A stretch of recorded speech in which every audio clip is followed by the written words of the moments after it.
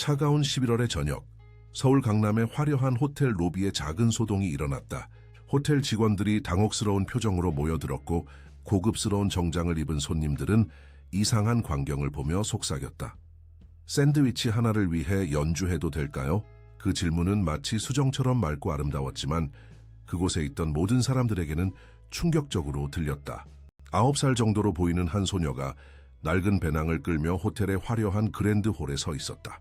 김민지. 그 이름은 잊혀진 지 오래였다. 그녀의 더러운 옷과 찢어진 신발은 25억 원짜리 그랜드 피아노가 있는 이 장소와는 너무나 대조적이었다. 어떻게 이런 아이가 여기 들어올 수 있었지? 한 여성 손님이 속삭였다. 경비가 어디 있는 거야? 이런 거지, 아이가 이런 곳에 있으면 안 되잖아. 다른 손님이 대답했다. 민지는 그들의 말을 무시하고 곧장 피아노를 향해 걸어갔다. 그녀의 눈은 그 악기에 고정되어 있었고 그녀의 작은 손가락은 이미 공중에서 움직이고 있었다. 그것은 마치 오랜 친구를 다시 만난 것 같은 표정이었다. 행사, 주최자인 이사장은 이 상황을 지켜보다가 재미있는 생각이 떠올랐다. 오늘은 불우아동을 위한 자선 행사였고 아이러니하게도 그런 아이가 직접 나타난 것이다. 그는 소녀에게 다가갔다. 그래, 어린 소녀야. 우리에게 네가 무엇을 할 수 있는지 보여주겠니?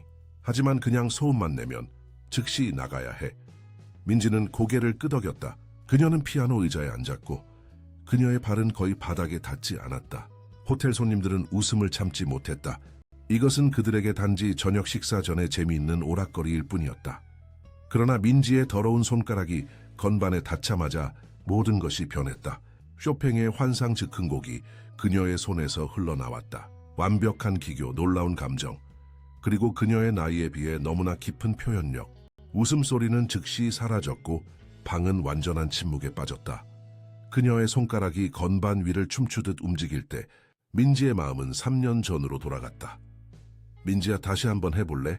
이번에는 느낌을 더 넣어서. 김준호는 딸의 머리를 부드럽게 쓰다듬었다. 그들의 서울 강남 아파트에는 항상 음악이 가득했다. 준호는 한국에서 가장 유명한 피아니스트 중 한 명이었고 그의 콘서트는 항상 매진되었다. 하지만 그에게 가장 소중한 관객은 항상 그의 딸이었다. 민지는 6살이었지만 이미 놀라운 재능을 보여주고 있었다. 그녀의 작은 손가락은 피아노 건반 위에서 마법을 부리는 것 같았다. 준호는 딸이 자신보다 더 뛰어난 피아니스트가 될 것이라고 확신했다. 아빠, 이렇게요? 민지가 물었고 다시 연주하기 시작했다. 이번에는 더 깊은 감정이 그녀의 음악에 녹아들었다. 준호의 눈이 빛났다. 완벽해, 우리 딸. 넌 정말 특별한 재능을 가졌어. 그들의 행복은 완벽했다. 물론 민지의 어머니 김수진이 없는 것은 큰 상처였다. 수진은 민지가 4살 때 병으로 세상을 떠났다. 하지만 준호는 딸에게 두 사람 몫의 사랑을 주기 위해 최선을 다했다. 오늘 밤 콘서트에서 뭘 연주할 거예요, 아빠? 민지가 물었다. 쇼팽의 환상 즉흥곡이야. 네가 좋아하는 거. 민지의 눈이 반짝였다. 제가 제일 좋아하는 곡이에요. 사시 오키에트 이츠르나라. 그래서 오늘 특별히 연주하는 거야. 공연이 끝나면 아이스크림 먹으러 갈까? 민지는 기쁨에 찬 비명을 질렀다. 그것은 그들의 전통이었다. 준호의 중요한 공연 후에는 항상 딸과 함께 아이스크림을 먹으러 갔다. 약속해요? 약속해, 우리 공주님. 그날 밤 민지는 할머니와 함께 집에 남았다. 준호는 세종문화회관에서 중요한 공연이 있었다. 그는 딸에게 마지막으로 키스를 하고 떠났다. 곧 돌아올게, 사랑해. 그러나 준호는 돌아오지 않았다. 공연을 마치고 집으로 돌아오는 길에 큰 사고가 났다. 그날 밤 비가 많이 내렸고 도로는 미끄러웠다. 준호의 차는 통제를 잃었고 민지의 세계는 그날 밤 무너졌다. 할머니도 오래 살지 못했다. 그녀는 아들의 이별 후 몇 달 지나지 않아 세상을 떠났다. 갑자기 민지는 완전히 혼자가 되었다. 사회복지사들이 왔다. 그들은 친절했지만 민지의 인생을 완전히 바꿔놓았다. 서류상으로는 민지도 그 사고에서 함께 떠난 것으로 잘못 기록되었다. 시청 문서 보관소의 화재로 많은 기록이 손실되었고 이 오류는 발견되지 않았다. 이 아이는 김준호의 딸이 아닙니다. 그의 딸은 사고로 아버지와 함께 떠났어요. 한 공무원이 말했다. 하지만 제 이름은 김민지예요. 아빠는 피아니스트예요. 민지는 필사적으로 외쳤다. 아무도 그녀를 믿지 않았다. 그들에게 민지는 그저 충격으로 망상에 빠진 또 다른 고아일 뿐이었다. 그녀는 서울 외곽의 한 보육원으로 보내졌다. 보육원에서의 생활은 어려웠다. 그곳에는 너무 많은 아이들이 있었고 직원들은 항상 바빴다. 민지는 번호일 뿐이었다. 7번 침대 3번 테이블. 김민지 내 차례야. 설거지 당번이야. 민지는 고개를 끄덕이고 부엌으로 향했다. 그녀는 더 이상 자신이 누구인지 말하려고 하지 않았다. 아무도 믿지 않았기 때문이다. 대신 그녀는 밤에 베개에 얼굴을 묻고 조용히 울었다. 그녀는 아버지의 피아노를 그리워했다. 그녀의 손가락은 항상 무언가를 연주하고 싶어 했다. 보육원에는 오래된 키보드가 하나 있었다. 그것은 몇 개의 키가 작동하지 않았지만 민지에게는 보물과 같았다. 그녀는 다른 아이들이 놀 때 몰래 그것을 연주했다. 와, 넌 정말 잘 치는구나. 한 보육원 교사가 어느 날 그녀를 발견했다. 민지의 얼굴이 밝아졌다. 정말요? 제 아빠가 가르쳐 주셨어요. 그는 유명한 피아니스트였어요. 교사의 표정이 변했다. 민지야, 내 상상력은 정말 풍부하구나. 하지만 현실을 받아들이는 것도 중요해. 너의 치유 과정의 일부야. 민지는 더 이상 말하지 않았다. 그들은 결코 이해하지 못할 것이다. 10살이 되었을 때 민지는 처음으로 도망쳤다. 그녀는 서울로 돌아가고 싶었다. 아버지의 아파트를 찾고 싶었다. 하지만 그녀는 길을 잃었고 경찰에게 발견되어 보육원으로 돌려보내졌다. 두 번째 시도도 실패했다. 세 번째도 마찬가지였다. 하지만 네 번째는 달랐다. 민지는 더 영리해졌다. 그녀는 시내버스에 몰래 탔고 서울의 복잡한 거리에서 사라졌다. 그녀는 도시의 미로 속에서 유령이 되었다. 1년 동안 그녀는 거리에서 살았다. 음식을 구걸하고 지하철역에서 자고 쓰레기통에서 먹을 것을 찾았다. 하지만 음악은 결코 그녀를 떠나지 않았다. 그녀가 볼 때마다 그녀의 손가락은 피아노에 대한 그리움으로 따끔거렸다. 때때로 그녀는 백화점에 몰래 들어가 전시된 피아노를 살짝 만져보곤 했다. 한 번은 경비원이 그녀를 쫓아냈다. 더러운 손으로 그 피아노를 만지지 마. 알겠어, 꼬마야. 민지는 도망쳤지만 그 짧은 접촉만으로도 그녀의 영혼이 다시 살아났다. 그리고 이제 운명이 바뀌는 이 밤에 그녀는 서울에서 가장 호화로운 호텔의 로비에 서 있었다. 그녀는 공원 벤치에서 잠을 자다가 이 호텔에서 자선 행사가 열린다는 이야기를 들었다. 아이러니하게도 그것은 그녀와 같은 아이들을 위한 기금을 모으는 행사였다. 비가 내리기 시작했고 민지는 추웠다. 이틀 동안 제대로 먹지 못했다. 그녀는 호텔로 향했다. 처음에는 단지 따뜻함을 찾아서였다. 하지만 그 웅장한 피아노를 보았을 때 그녀의 내면에서 무언가가 깨어났다. 샌드위치 하나를 위해 연주해도 될까요? 그리고 이제 그녀의 손가락이 건반 위에서 춤을 추고 있었다. 쇼팽의 환상 즉흥곡이 객석을 가득 채웠다. 그것은 그녀의 아버지가 마지막으로 연주한 곡이었다. 손님들은 충격을 받았다. 웃음은 경이로움으로 바뀌었다. 한 남자가 휴대폰을 꺼내 녹화하기 시작했다. 저 아이는 누구지? 믿을 수 없어. 이런 재능이 길거리에 있었다니. 그러나 한 사람, 구석에 앉아있던 50대의 여성은 다른 모든 사람들보다 더 깊이 영향을 받았다. 박서연, 한때 유명했던 피아니스트이자 현재는 영향력 있는 음악평론가인 그녀는 눈물을 참을 수 없었다. 그녀는 그 터치를 알아보았다. 그 특별한 방식으로 건반을 누르는 방식, 그 독특한 감정 표현, 그것은 마치 유령을 보는 것 같았다. 그녀의 오랜 친구이자 동료였던 김준호의 유령 서연은 천천히 일어섰다. 그녀의 다리는 떨렸다. 그녀는 피아노를 향해 걸어갔다. 민지가 마지막 음을 연주했을 때 방은 완전한 침묵에 빠졌다가 갑자기 열광적인 박수로 폭발했다. 대단해요. 당선 티모스 시트무트스 앙커르. 아이 사장은 당황했다. 그는 이런 반응을 예상하지 못했다. 그는 민지에게 다가가 어색하게 미소를 지었다.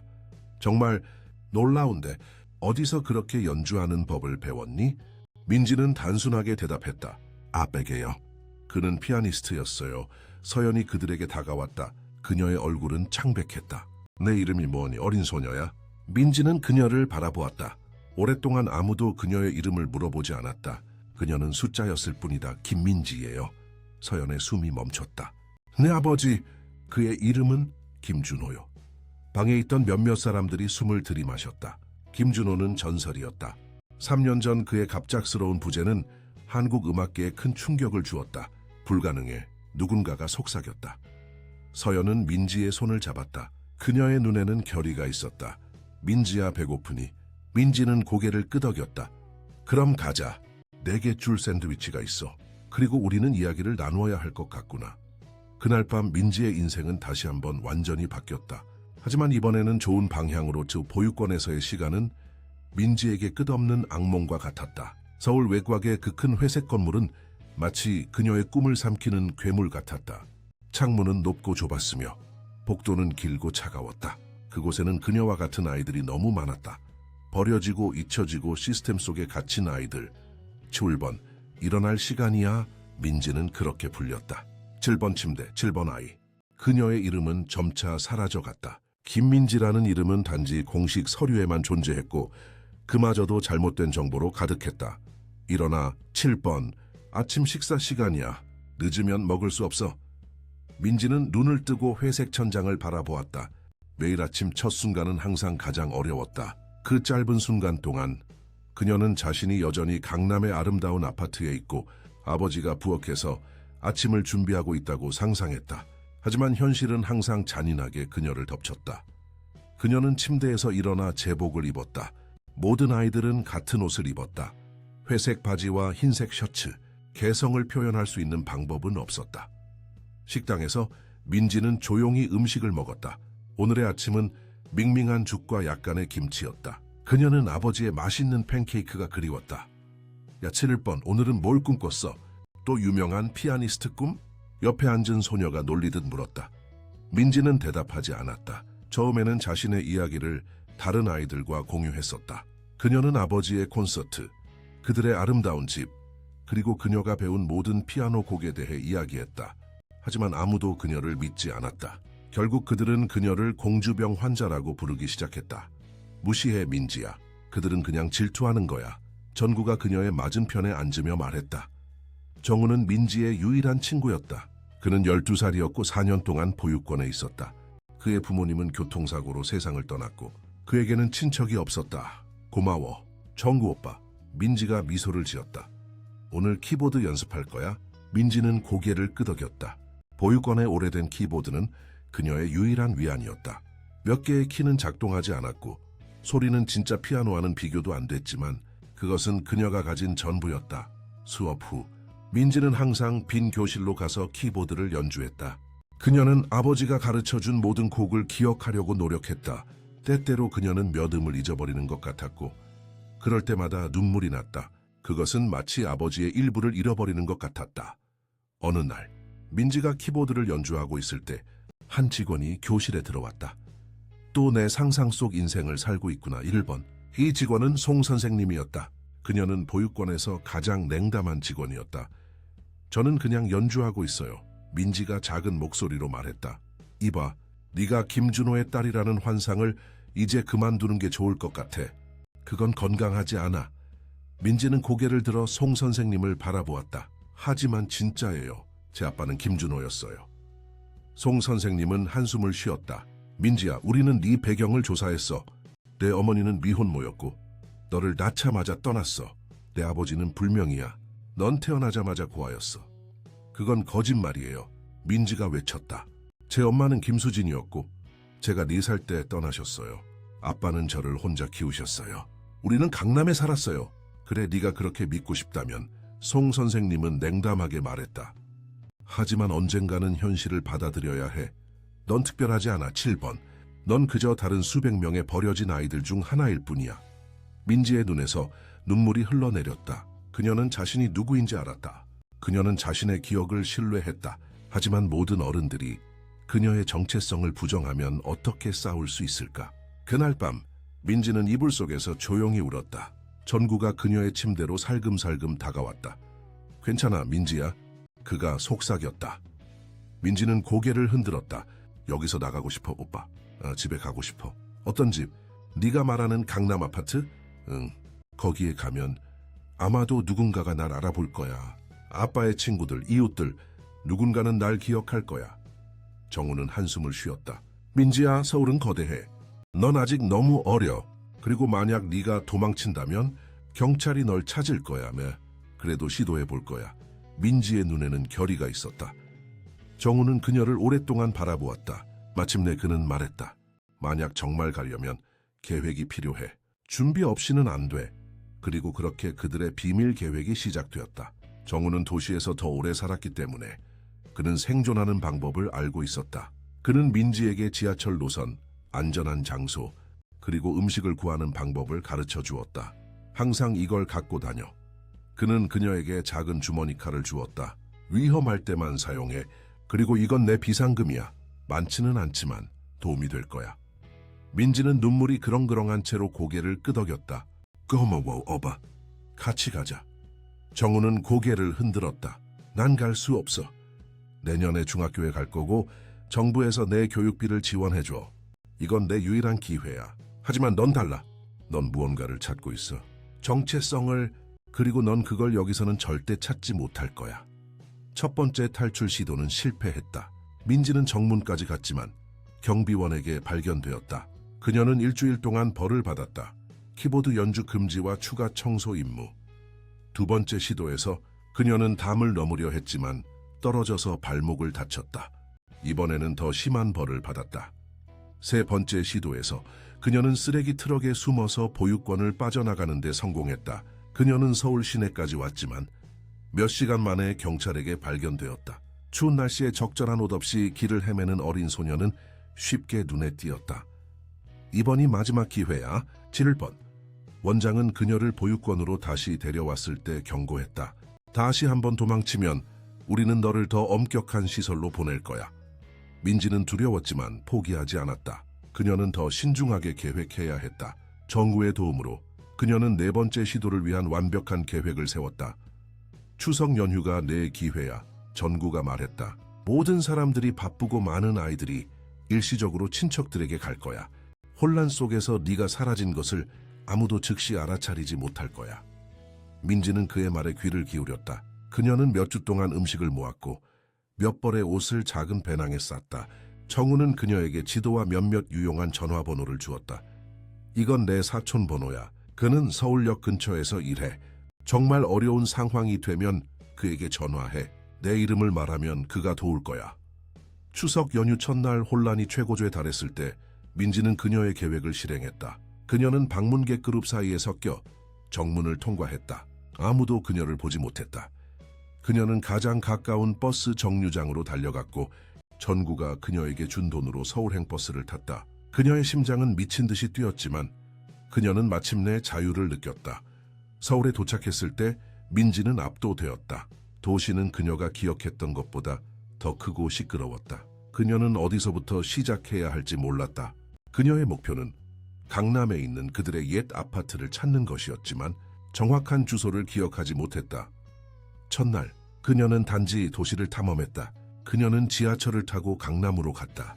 모든 것이 낯설면서도 이상하게 친숙했다. 그녀는 대형 쇼핑몰 앞에 서서 아버지가 그녀에게 생일 선물을 사주던 가게들을 보았다. 밤이 되자 문제가 시작되었다. 그녀는 어디서 자야 할지 몰랐다.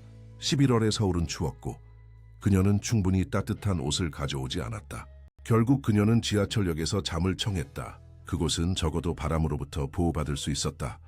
둘째 날 그녀는 음식이 떨어진다는 것을 깨달았다. 그녀는 돈도 거의 없었다. 그녀는 사람들에게 구걸하기 시작했지만 대부분은 그녀를 무시했다.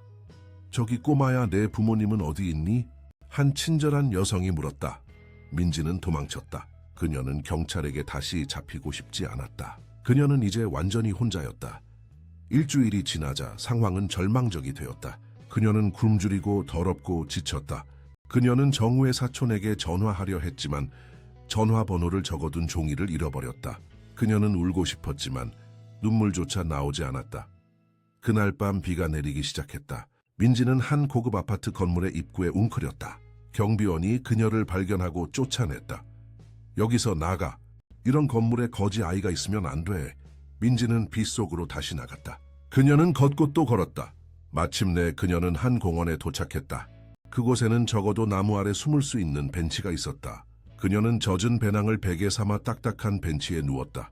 그 순간 그녀는 자신의 결정을 후회했다. 아마도 보육원이 이것보다는 나았을 것이다. 적어도 그곳에는 음식과 침대가 있었다. 그리고 전구가 있었다. 미사빠. 그녀는 속삭였다. 어디 계세요? 저 좀 도와주세요. 비가 그녀의 얼굴을 적셨다. 그것은 그녀의 눈물을 숨겨주었다. 그녀는 며칠 동안 이런 식으로 살았다. 그녀는 공원 벤치, 지하철역, 버려진 건물 입구에서 잠을 청했다. 그녀는 음식을 구걸하거나 쓰레기통에서 찾았다. 때때로 친절한 노점상이 그녀에게 음식을 주기도 했다. 이봐, 꼬마야, 이거 먹어. 한 떡볶이 노점상이 그녀에게 작은 그릇을 건넸다. 레온 너무 말랐어. 내 부모님은 어디 있니? 민지는 항상 같은 대답을 했다. 까돌 거예요. 그들은 제가 여기서 기다리라고 했어요. 노점상은 그녀를 믿지 않았지만 더 이상 묻지 않았다. 생존의 고통 속에서도 민지의 음악에 대한 열정은 결코 사그라지지 않았다. 그녀는 백화점에 가서 전시된 피아노를 바라보곤 했다. 때때로 그녀는 아무도 보지 않을 때 몰래 건반을 만져보았다. 한 번은 한 음악 학원 앞에 서서 안에서 나오는 음악을 들었다. 그녀의 손가락은 공중에서 움직였다. 마치 보이지 않는 피아노를 연주하는 것처럼. 넌 피아노를 치니? 학원에서 나오던 한 소년이 물었다. 민지는 놀라서 뒤로 물러섰다. 네, 전에는요. 정말? 어디서 배웠어? 아빠게. 그렇구나. 왜 여기 서 있는 거야? 수업 들으러 왔어? 민지는 고개를 흔들었다. 전 그냥 음악이 그리웠어요. 소년은 그녀를 이상하게 바라보았다. 그의 어머니가 그를 부르자 그는 급히 떠났다. 그 짧은 만남은 민지의 마음속에 무언가를 일깨웠다. 그녀는 자신이 누구인지 잊지 않겠다고 다짐했다. 그녀는 김준호의 딸이었다. 그녀는 피아니스트였다. 그리고 언젠가 그녀는 세상에 그것을 증명할 것이다. 추운 11월의 어느 저녁, 민지는 서울의 한 호화로운 호텔 앞을 지나가고 있었다. 그녀는 춥고 배고팠다. 이틀 동안 제대로 먹지 못했다. 호텔에서 사람들이 나오는 것을 보고 그녀는 자선 행사가 열리고 있다는 것을 알 수 있었다. 간판에는 불우아동을 위한 자선 만찬이라고 쓰여 있었다. 민지는 쓴웃음을 지었다.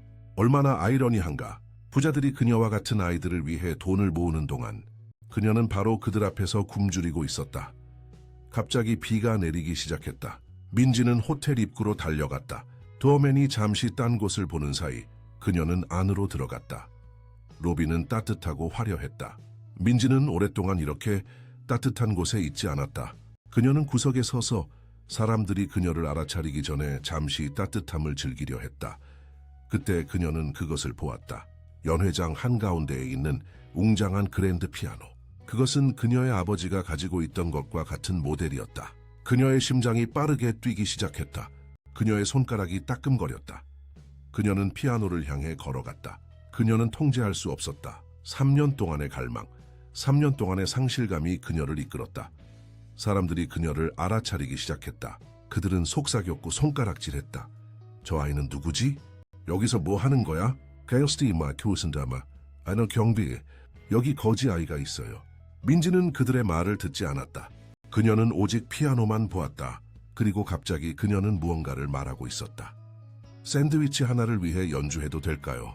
그 말은 그녀의 입에서 저절로 나왔다. 방은 조용해졌다. 모든 사람들이 그녀를 바라보았다. 일부는 충격을 받았고 일부는 웃었다. 행사 주최자인 이사장이 그녀에게 다가왔다. 그는 짜증나 보였지만 동시에 약간 호기심도 있었다. 이봐 꼬마야. 여기서 뭐 하는 거니? 배고파요. 민지가 솔직하게 대답했다. 그리고 전 피아노를 칠 수 있어요. 샌드위치 하나를 위해 연주해도 될까요? 이사장은 웃음을 참으려 했지만 실패했다. 정말? 네가 저 피아노를 칠 수 있다고? 민지는 고개를 끄덕였다. 네, 제 아빠가 가르쳐 주셨어요. 그래, 그럼 한번 들어보자. 이사장은 손님들을 향해 윙크했다. 그는 이것이 그들을 즐겁게 할 좋은 오락거리라고 생각했다. 그는 민지를 피아노로 안내했다. 그녀는 피아노 의자에 앉았다. 그녀의 발은 바닥에 닿지 않았다. 그녀의 더러운 손이 아름다운 흰 건반 위에 있는 것이 거의 신성모독처럼 보였다. 그래, 어린 소녀야. 우리에게 네가 무엇을 할 수 있는지 보여주겠니? 하지만 그냥 소음만 내면 즉시 나가야 해. 민지는 심호흡을 했다. 3년 동안 그녀는 제대로 된 피아노를 치지 못했다. 그녀의 손가락이 건반 위에 머물렀다. 그리고 그녀는 연주하기 시작했다. 쇼팽의 환상 즉흥곡. 그녀의 아버지가 그녀에게 가르쳐준 마지막 곡. 그의 마지막 공연에서 연주한 곡대 음악이 방을 채웠다. 웃음소리가 사라졌다. 속삭임이 멈췄다. 모든 것이 멈췄다. 시간이 정지된 것 같았다. 민지의 작고 더러운 손가락이 건반 위에서 춤을 추었다. 그녀의 눈은 감겨 있었다. 그녀는 자신이 다시 집에 있는 것처럼 느꼈다. 아버지와 함께 놀라워 누군가가 속삭였다. 믿을 수 없어. 저런 어린아이가 어떻게... 그러나 한 사람, 구석에 서 있던 우아한 중년 여성은 다른 모든 사람들보다 더 깊이 영향을 받았다. 박서연, 한때 유명했던 피아니스트이자 현재는 영향력 있는 음악 평론가인 그녀는 눈물을 참을 수 없었다. 그녀는 그 연주 스타일을 알아보았다. 그 특별한 터치, 그 독특한 해석, 그것은 마치 유령을 보는 것 같았다. 그녀의 오랜 친구이자 동료였던 김준호의 유령 서연은 천천히 피아노를 향해 걸어갔다. 그녀의 다리는 떨렸다. 그녀의 마음은 질문으로 가득했다. 이 아이는 누구지? 어떻게 이런 재능을 가질 수 있지? 그리고 왜 그녀의 연주가 준호를 떠올리게 하지? 민지가 마지막 음을 연주했을 때 방은 완전한 침묵에 빠졌다가 갑자기 열광적인 박수로 폭발했다. 대단해요. 가스킨 다브릭스워서이 이칸트레 강코르. 이사장은 당황했다. 그는 이런 반응을 예상하지 못했다. 그는 민지에게 다가가 어색하게 미소를 지었다. 정말 놀라운데 어디서 그렇게 연주하는 법을 배웠니? 민지는 단순하게 대답했다. 아베게요. 그는 피아니스트였어요. 서연이 그들에게 다가왔다. 그녀의 얼굴은 창백했다. 내 이름이 뭐니 어린 소녀야? 민지는 그녀를 바라보았다. 오랫동안 아무도 그녀의 이름을 물어보지 않았다. 그녀는 숫자였을 뿐이다. 김민지예요. 서연의 숨이 멈췄다. 네 아버지. 그의 이름은 김준호요. 방에 있던 몇몇 사람들이 숨을 들이마셨다. 김준호는 전설이었다. 3년 전 그의 갑작스러운 부재는 한국 음악계에 큰 충격을 주었다. 불가능해. 누군가가 속삭였다. 서연은 민지의 손을 잡았다. 그녀의 눈에는 결의가 있었다. 민지야, 배고프니? 민지는 고개를 끄덕였다. 그럼 가자. 내게 줄 샌드위치가 있어.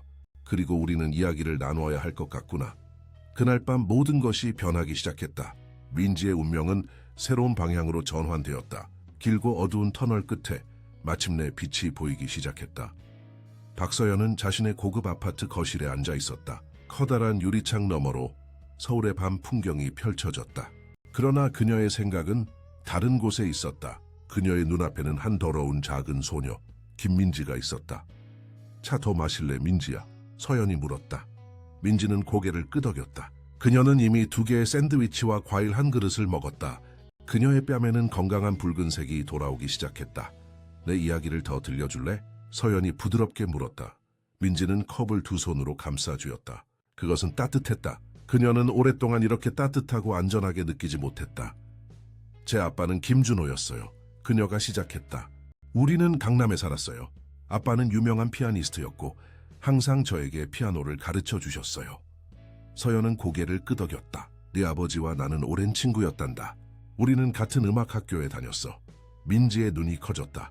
정말요? 아빠를 아셨어요? 그럼? 서연의 목소리가 부드러워졌다. 그는 놀라운 사람이었지. 그리고 그의 음악은 영혼을 가졌어. 그래서 제가 그의 딸이라는 걸 믿으세요? 서연은 고개를 끄덕였다.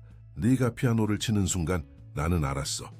그 터치, 그 감정, 그것은 준호의 것이었어. 하지만 어떻게 이런 일이 일어났는지 이해할 수 없어. 모두가 너도 그 사고에서 떠났다고 생각했어.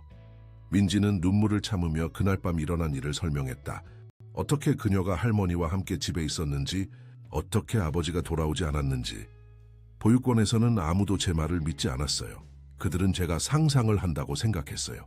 제 서류가 불에 타버려서 그들은 제가 누군지 몰랐어요. 서연의 눈에서 눈물이 흘러내렸다. 민지야, 그 모든 시간 동안 우리는 너를 잃었다고 생각했어. 아무도 살아남지 않았다고 했어. 민지는 혼란스러웠다. 하지만 저는 사고에 없었어요. 저는 집에 있었어요. 서연은 깊은 생각에 빠졌다. 공식 기록에 오류가 있었던 것 같아. 어쩌면 혼란 속에서 누군가가 네가 차 안에 있었다고 잘못 보고했을 수도 있어. 그리고 그 후에 네 할머니가... 그녀는 말을 멈췄다. 민지에게 할머니의 부재에 대해 어떻게 설명해야 할지 몰랐다. 민지가 끝맺었다. 할머니도 얼마 후에 떠나셨어요. 그리고 저는 보육원으로 보내졌어요. 그래, 서연이 한숨을 쉬었다. 하지만 이제 너는 여기 있어. 그리고 우리는 이 일을 바로잡을 거야. 그날 밤 민지는 서연의 게스트룸에서 잠을 청했다. 깨끗한 침대, 따뜻한 이불, 부드러운 베개. 그것은 마치 천국 같았다. 그러나 잠들기 전 그녀는 한 가지 질문이 있었다. 서연 이모, 제가 정말 아빠의 딸이라는 걸 어떻게 증명할 수 있을까요? 아무도 제 말을 믿지 않았어요. 서연은 잠시 생각했다. 걱정하지 마, 민지야. 내일 우리는 시작할 거야. 나는 네 아버지의 유산을 관리하는 변호사를 알아. 그리고 필요하다면 DNA 검사도 할 수 있어. 우리는 진실을 밝힐 거야. 민지는 마침내 안심하고 잠들 수 있었다. 다음 날 아침, 서연은 일찍 일어나 전화 통화를 시작했다. 첫 번째 전화는 오래된 친구이자 서울에서 가장 유명한 변호사 중 한 명인 정재훈에게였다. 재훈 씨, 나 서연이야. 믿기 힘든 일이 일어났어. 김준호의 딸을 찾았어. 전화 너머에서 잠시 침묵이 흘렀다. 뭐라고? 하지만 민지는 살아있어. 그녀는 살아있어. 그리고 그녀는 내 집에 있어. 가능한 한 빨리 와줄 수 있어? 1시간 후 정재훈이 도착했다. 그는 50대의 진지한 표정을 한 남자였다. 그는 민지를 보자마자 충격을 받았다. 놀랍군. 그가 속삭였다. 그녀는 정말 준호를 닮았어. 민지는 소파에 앉아 긴장하며 두 어른을 바라보았다. 서연이 그녀에게 새 옷을 사주었고 그녀는 이제 깨끗하고 단정했다. 하지만 그녀의 눈에는 여전히 불안함이 있었다. 민지야, 이분은 정재훈 변호사님이야. 내 아버지의 오랜 친구셨고 지금은 그의 유산을 관리하고 계셔. 민지는 공손하게 인사했다. 안녕하세요, 정 변호사님. 재훈은 웃으며 그녀의 맞은편에 앉았다. 안녕, 민지야. 네가 살아있다는 소식이 믿기지 않는구나. 모두가 너를 잃었다고 생각했어. 저도 모두를 잃었다고 생각했어요. 민지가 조용히 대답했다. 재훈은 서류가 든 서류 가방을 열었다. 우리가 해야 할 일이 많아. 먼저 너의 법적 신원을 회복시켜야 해. 그리고 네 아버지의 유산에 대한 문제도 있어. 민지는 혼란스러워 보였다. 에휴, 싸니요. 서연과 재훈이 서로를 바라보았다. 서연이 말했다. 민지야, 네 아버지는 많은 재산을 남겼어. 그의 음악, 그의 재산, 그것은 모두 너의 것이야. 민지는 이해하지 못했다.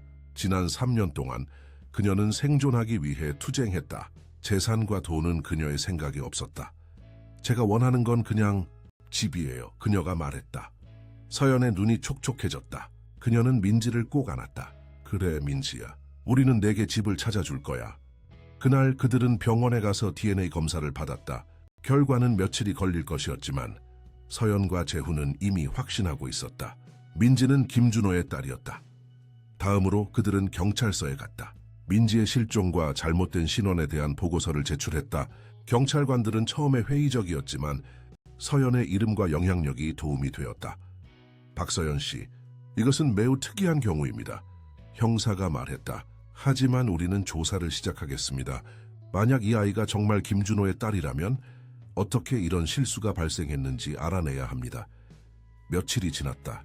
민지는 서연의 집에서 지냈다. 처음으로 몇 년 만에 그녀는 안전함을 느꼈다. 서연은 그녀에게 친절했고 그녀의 집에는 아름다운 그랜드 피아노가 있었다. 연습하고 싶니? 서연이 어느 날 아침 물었다. 민지는 피아노를 오랫동안 바라보았다. 그녀는 두려웠다. 3년 동안 그녀는 제대로 된 피아노를 치지 못했다. 그녀가 잊어버린 것은 아닐까? 괜찮아, 민지야. 서연이 그녀의 어깨에 손을 얹었다. 천천히 시작하면 돼. 민지는 피아노 의자에 앉았다. 그녀의 손가락이 건반 위에 머물렀다. 그리고 그녀는 연주하기 시작했다. 처음에는 간단한 멜로디, 그녀의 아버지가 가르쳐준 첫 번째 곡, 그리고 천천히 그녀의 손가락이 기억하기 시작했다. 1시간 후 그녀는 여전히 연주하고 있었다. 서연은 조용히 그녀를 지켜보았다. 그녀의 눈에는 눈물이 있었다. 준호, 내 딸을 찾았어. 그녀는 마음속으로 생각했다. 그리고 그녀는 네가 꿈꿨던 것처럼 특별해. DNA 검사 결과가 나왔다. 재훈이 서연의 아파트로 서류를 가져왔다. 양성이야. 그가 발표했다. 고랩같이 각구 9% 확률로 민지는 김준호의 딸이야. 민지는 그 말을 듣고 울기 시작했다. 그것은 기쁨의 눈물이었다. 마침내 그녀는 증명할 수 있었다. 그녀는 미친 게 아니었다. 그녀는 환상을 꾸고 있지 않았다. 그녀는 김준호의 딸 김민지였다. 이제 어떻게 되는 거죠? 그녀가 물었다. 이제 우리는 네 법적 신원을 회복시킬 거야. 재훈이 설명했다. 그리고 네 아버지의 유산을 내게 돌려줄 거야. 다음 날 그들은 법원에 갔다. 긴 절차가 시작되었다. 민지의 신원 회복, 그녀의 법적 보호자 지정, 그리고 그녀의 아버지의 유산에 대한 그녀의 권리 확인. 서연은 민지의 임시 보호자로 지정되었다. 그녀는 민지를 입양하고 싶다고 밝혔다. 네가 원한다면 민지야, 그녀가 말했다. 나는 내 어머니가 되고 싶어. 하지만 네가 원하는 게 아니라면 나는 이해할 거야. 민지는 오랫동안 생각했다. 저는 새로운 부모님이 필요해요. 하지만 제 성은 유지하고 싶어요. 저는 여전히 김민지이고 싶어요. 서연은 미소를 지었다. 물론이지. 넌 항상 김민지일 거야, 김준호의 딸. 입양 절차가 시작되었다. 그것은 몇 개월이 걸릴 것이었지만 민지는 이제 기다릴 수 있었다. 그녀는 이제 집이 있었다. 그동안 민지의 이야기가 언론에 알려지기 시작했다. 처음에 서연과 재훈은 그것을 비밀로 유지하려 했다. 하지만 곧 소문이 퍼졌다. 전설적인 피아니스트 김준호의 딸, 살아있는 것으로 밝혀져 거리의 천재 9살, 소녀의 놀라운 이야기모래, 음악의 기적, 잃어버린 딸의 귀환 기자들이 서연의 아파트 앞에 모이기 시작했다. 그들은 민지의 사진을 찍고 그녀의 이야기를 듣고 싶어 했다. 이건 너무 많아, 서연이 걱정했다. 민지는 아직 아이야. 그녀는 이런 관심을 감당할 준비가 되어 있지 않아. 재훈은 동의했다. 기자회견을 열어. 한 번만 그들에게 기본적인 사실만 알려주고 민지의 사생활을 존중해달라고 요청해. 그리고 그렇게 했다. 서연은 짧은 기자회견을 열었다. 그녀는 민지의 신원 확인, 그녀가 어떻게 발견되었는지, 그리고 앞으로의 계획에 대해 간략하게 설명했다. 민지는 이제 저와 함께 살 것입니다. 그녀는 정상적인 생활로 돌아가기 위해 노력하고 있습니다. 우리는 여러분의 이해와 그녀의 사생활 존중을 부탁드립니다. 기자들은 질문을 쏟아냈다. 민지는 아버지의 재산을 상속받게 됩니까? 그녀의 음악적 재능은 어떻습니까? 다시 그녀가 공연할 계획이 있습니까? 서연은 침착하게 대답했다. 민지는 법적으로 그녀 아버지의 유일한 상속인입니다. 그녀의 음악적 재능은 분명히 놀랍습니다. 하지만 지금은 그녀가 회복하고 정상적인 어린 시절을 보낼 시간이 필요합니다. 공연은 나중에 고려할 문제입니다. 기자회견 후 민지의 이야기는 전국적인 뉴스가 되었다. 사람들은 그녀의 용기와 생존에 감동받았다. 그녀의 이야기는 희망과 음악의 힘에 대한 이야기가 되었다. 그러나 민지에게 가장 중요한 것은 그녀가 마침내 자신의 정체성을 되찾았다는 것이었다. 그녀는 더 이상 숫자가 아니었다. 그녀는 더 이상 거리의 아이가 아니었다. 그녀는 김민지였다. 김준호의 딸지 서연 이모. 그녀가 어느 날 저녁 물었다. 제가 다시 피아노를 배울 수 있을까요? 서연은 미소를 지었다. 물론이지, 민지야. 사실 내가 알고 있는 훌륭한 선생님이 있어. 그녀는 네 아버지의 오랜 친구였어. 그녀의 이름은 최수진 교수야. 그녀가 너를 가르치는 것에 관심이 있을 거라고 확신해. 민지의 눈이 빛났다. 정말요? 언제 시작할 수 있어요? 천천히, 민지야. 서연이 웃었다. 먼저 네가 학교에 다시 다니는 것에 대해 이야기해보자. 그리고 피아노 레슨은 방과 후에 할 수 있어. 민지는 학교에 대해 생각해본 적이 없었다. 지난 3년 동안 그녀의 유일한 관심사는 생존이었다. 하지만 이제 그녀는 다시 정상적인 삶을 살 수 있는 기회를 가졌다. 학교요? 그녀가 물었다. 어떤 학교에 갈 거예요? 내가 좋은 학교를 알아봤어. 예술에 중점을 둔 학교야. 네가 음악 공부를 계속할 수 있을 거야. 민지는 기뻤지만 동시에 두려웠다. 다른 아이들이 저를 어떻게 대할까요? 제 이야기를 알면. 서연은 그녀의 손을 잡았다. 걱정하지 마, 민지야. 우리는 조심스럽게 처리할 거야. 학교는 내 상황을 이해하고 그들은 내 사생활을 보호하기 위해 최선을 다할 거야. 다음 주 민지는 서울예술초등학교에 입학했다. 교장은 그녀의 상황을 이해하고 특별한 배려를 약속했다. 민지는 4학년에 배정되었지만 그녀의 학업 수준을 평가하기 위해 특별교사가 배정되었다. 첫날은 어려웠다. 민지는 너무 많은 아이들 사이에서 불안했다. 그들은 모두 그녀를 쳐다보는 것 같았다. 하지만 점차 그녀는 적응하기 시작했다. 그녀의 담임 선생님인 김 선생님은 매우 친절했다. 민지야, 무엇이든 도움이 필요하면 말해주렴. 우리는 네가 여기서 편안하게 느끼길 원해. 민지는 몇몇 친구도 사귀기 시작했다. 특히 윤서라는 소녀와 가까워졌다. 윤서는 바이올린을 연주했고 음악에 대한 민지의 열정을 이해했다. 네가 정말 피아노를 잘 친다면서? 윤서가 어느 날 물었다. 민지는 부끄러워하며 고개를 끄덕였다. 조금요. 와, 나중에 들려줄래? 우리 학교에는 연습실이 있어. 점심시간에 같이 가자. 그렇게 민지는 점차 정상적인 삶으로 돌아가기 시작했다. 학교 친구들, 그리고 물론 피아노자 방과 후 그녀는 최수진 교수에게 피아노 레슨을 받기 시작했다. 최 교수는 엄격했지만 친절했다. 내 기본기는 매우 탄탄하구나, 민지야. 그녀가 첫 레슨 후 평가했다. 네 아버지가 너를 잘 가르쳤어. 하지만 우리는 네가 잃어버린 시간을 보충해야 해. 민지는 열심히 연습했다. 매일 수시간 동안 그녀는 서연의 그랜드 피아노 앞에 앉아 연습했다. 때때로 그녀는 좌절했다. 그녀의 손가락은 이전처럼 빠르게 움직이지 않았고 일부 테크닉은 잊혀졌다. 인내심을 가져, 민지야. 서연이 그녀를 격려했다. 음악은 어디에도 가지 않았어. 그것은 항상 네 안에 있었어. 단지 다시 깨우는 시간이 필요할 뿐이야. 6개월이 지났다. 민지는 놀라운 진전을 보였다. 그녀의 연주는 날마다 향상되었다. 최 교수는 감동받았다. 민지는 타고난 재능을 가졌어요. 그녀가 서연에게 말했다. 그녀는 아버지의 재능을 물려받았을 뿐만 아니라 그녀만의 독특한 감성도 가지고 있어요. 그녀의 음악에는 깊이가 있어요. 그녀의 경험에서 오는 깊이. 서연은 고개를 끄덕였다. 그녀가 준비되면 그녀가 공연하길 원해요. 사람들이 그녀의 재능을 들어야 해요. 아직은 너무 이르지 않을까요? 최 교수가 걱정했다. 그녀는 아직 어려요. 그리고 그녀가 겪은 모든 것 후에 민지에게 물어봐요. 서연이 제안했다. 그녀가 결정하게 해요. 그날 저녁 서연은 민지에게 물었다. 민지야, 작은 리사이트를 열어보는 것에 대해 어떻게 생각해? 아주 작은 거야. 친구들과 가족들만. 민지는 잠시 생각했다. 할 수 있을 것 같아요. 하지만 아직 완벽하지 않아요. 서연은 미소를 지었다. 음악은 완벽함에 관한 것이 아니야, 민지야. 그것은 감정과 표현에 관한 거야. 그리고 내 음악에는 그것이 풍부해. 그렇게 민지의 첫 리사이틀 계획이 세워졌다. 작은 행사 서연의 집에서 열리는 단지 가까운 친구들과 가족들만을 위한 리사이틀 날, 민지는 긴장했다. 그녀는 수차례 실수할 것 같은 느낌이 들었다. 하지만 서연은 그녀를 안심시켰다. 긴장은 자연스러운 거야, 민지야. 심지어 네 아버지도 항상 공연 전에 긴장했어. 그것은 네가 신경 쓴다는 뜻이야. 저녁에 약 수백 명의 손님들이 서연의 아파트에 모였다. 그들 중에는 최 교수, 정재훈 변호사, 그리고 몇몇 음악계 인사들이 있었다.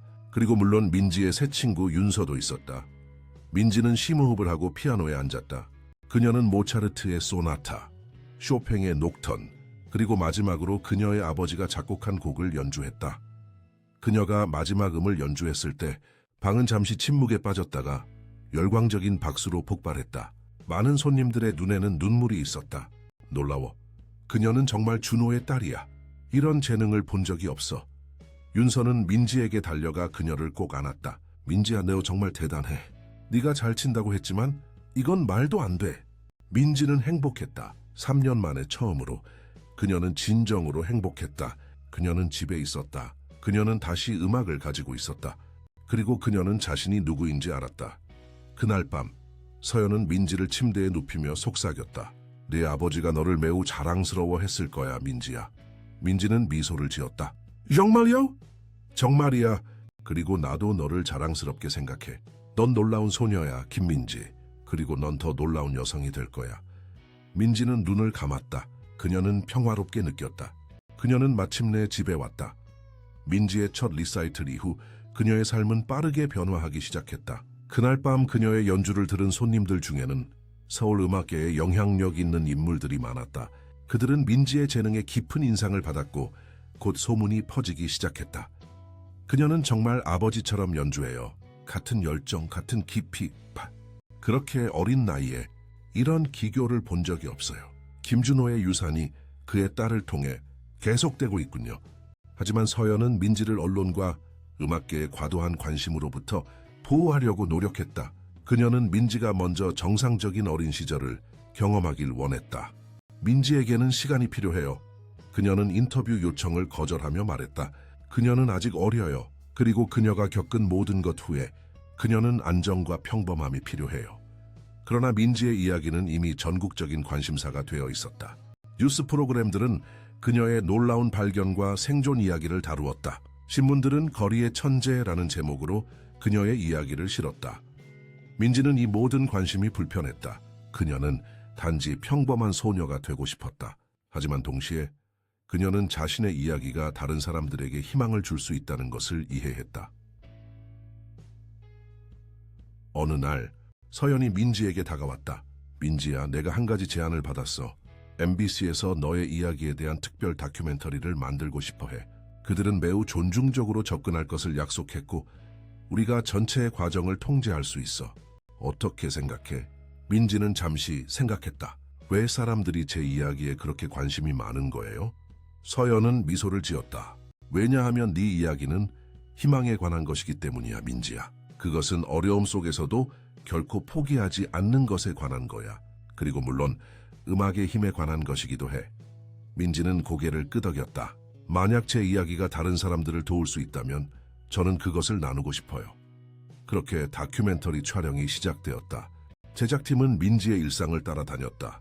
학교에서 피아노 레슨 중에 서연과의 새로운 집에서, 그들은 또한 민지가 살았던 보육원과 그녀가 거리에서 지냈던 장소들도 방문했다. 가장 감동적인 순간 중 하나는 민지가 전구를 다시 만났을 때였다.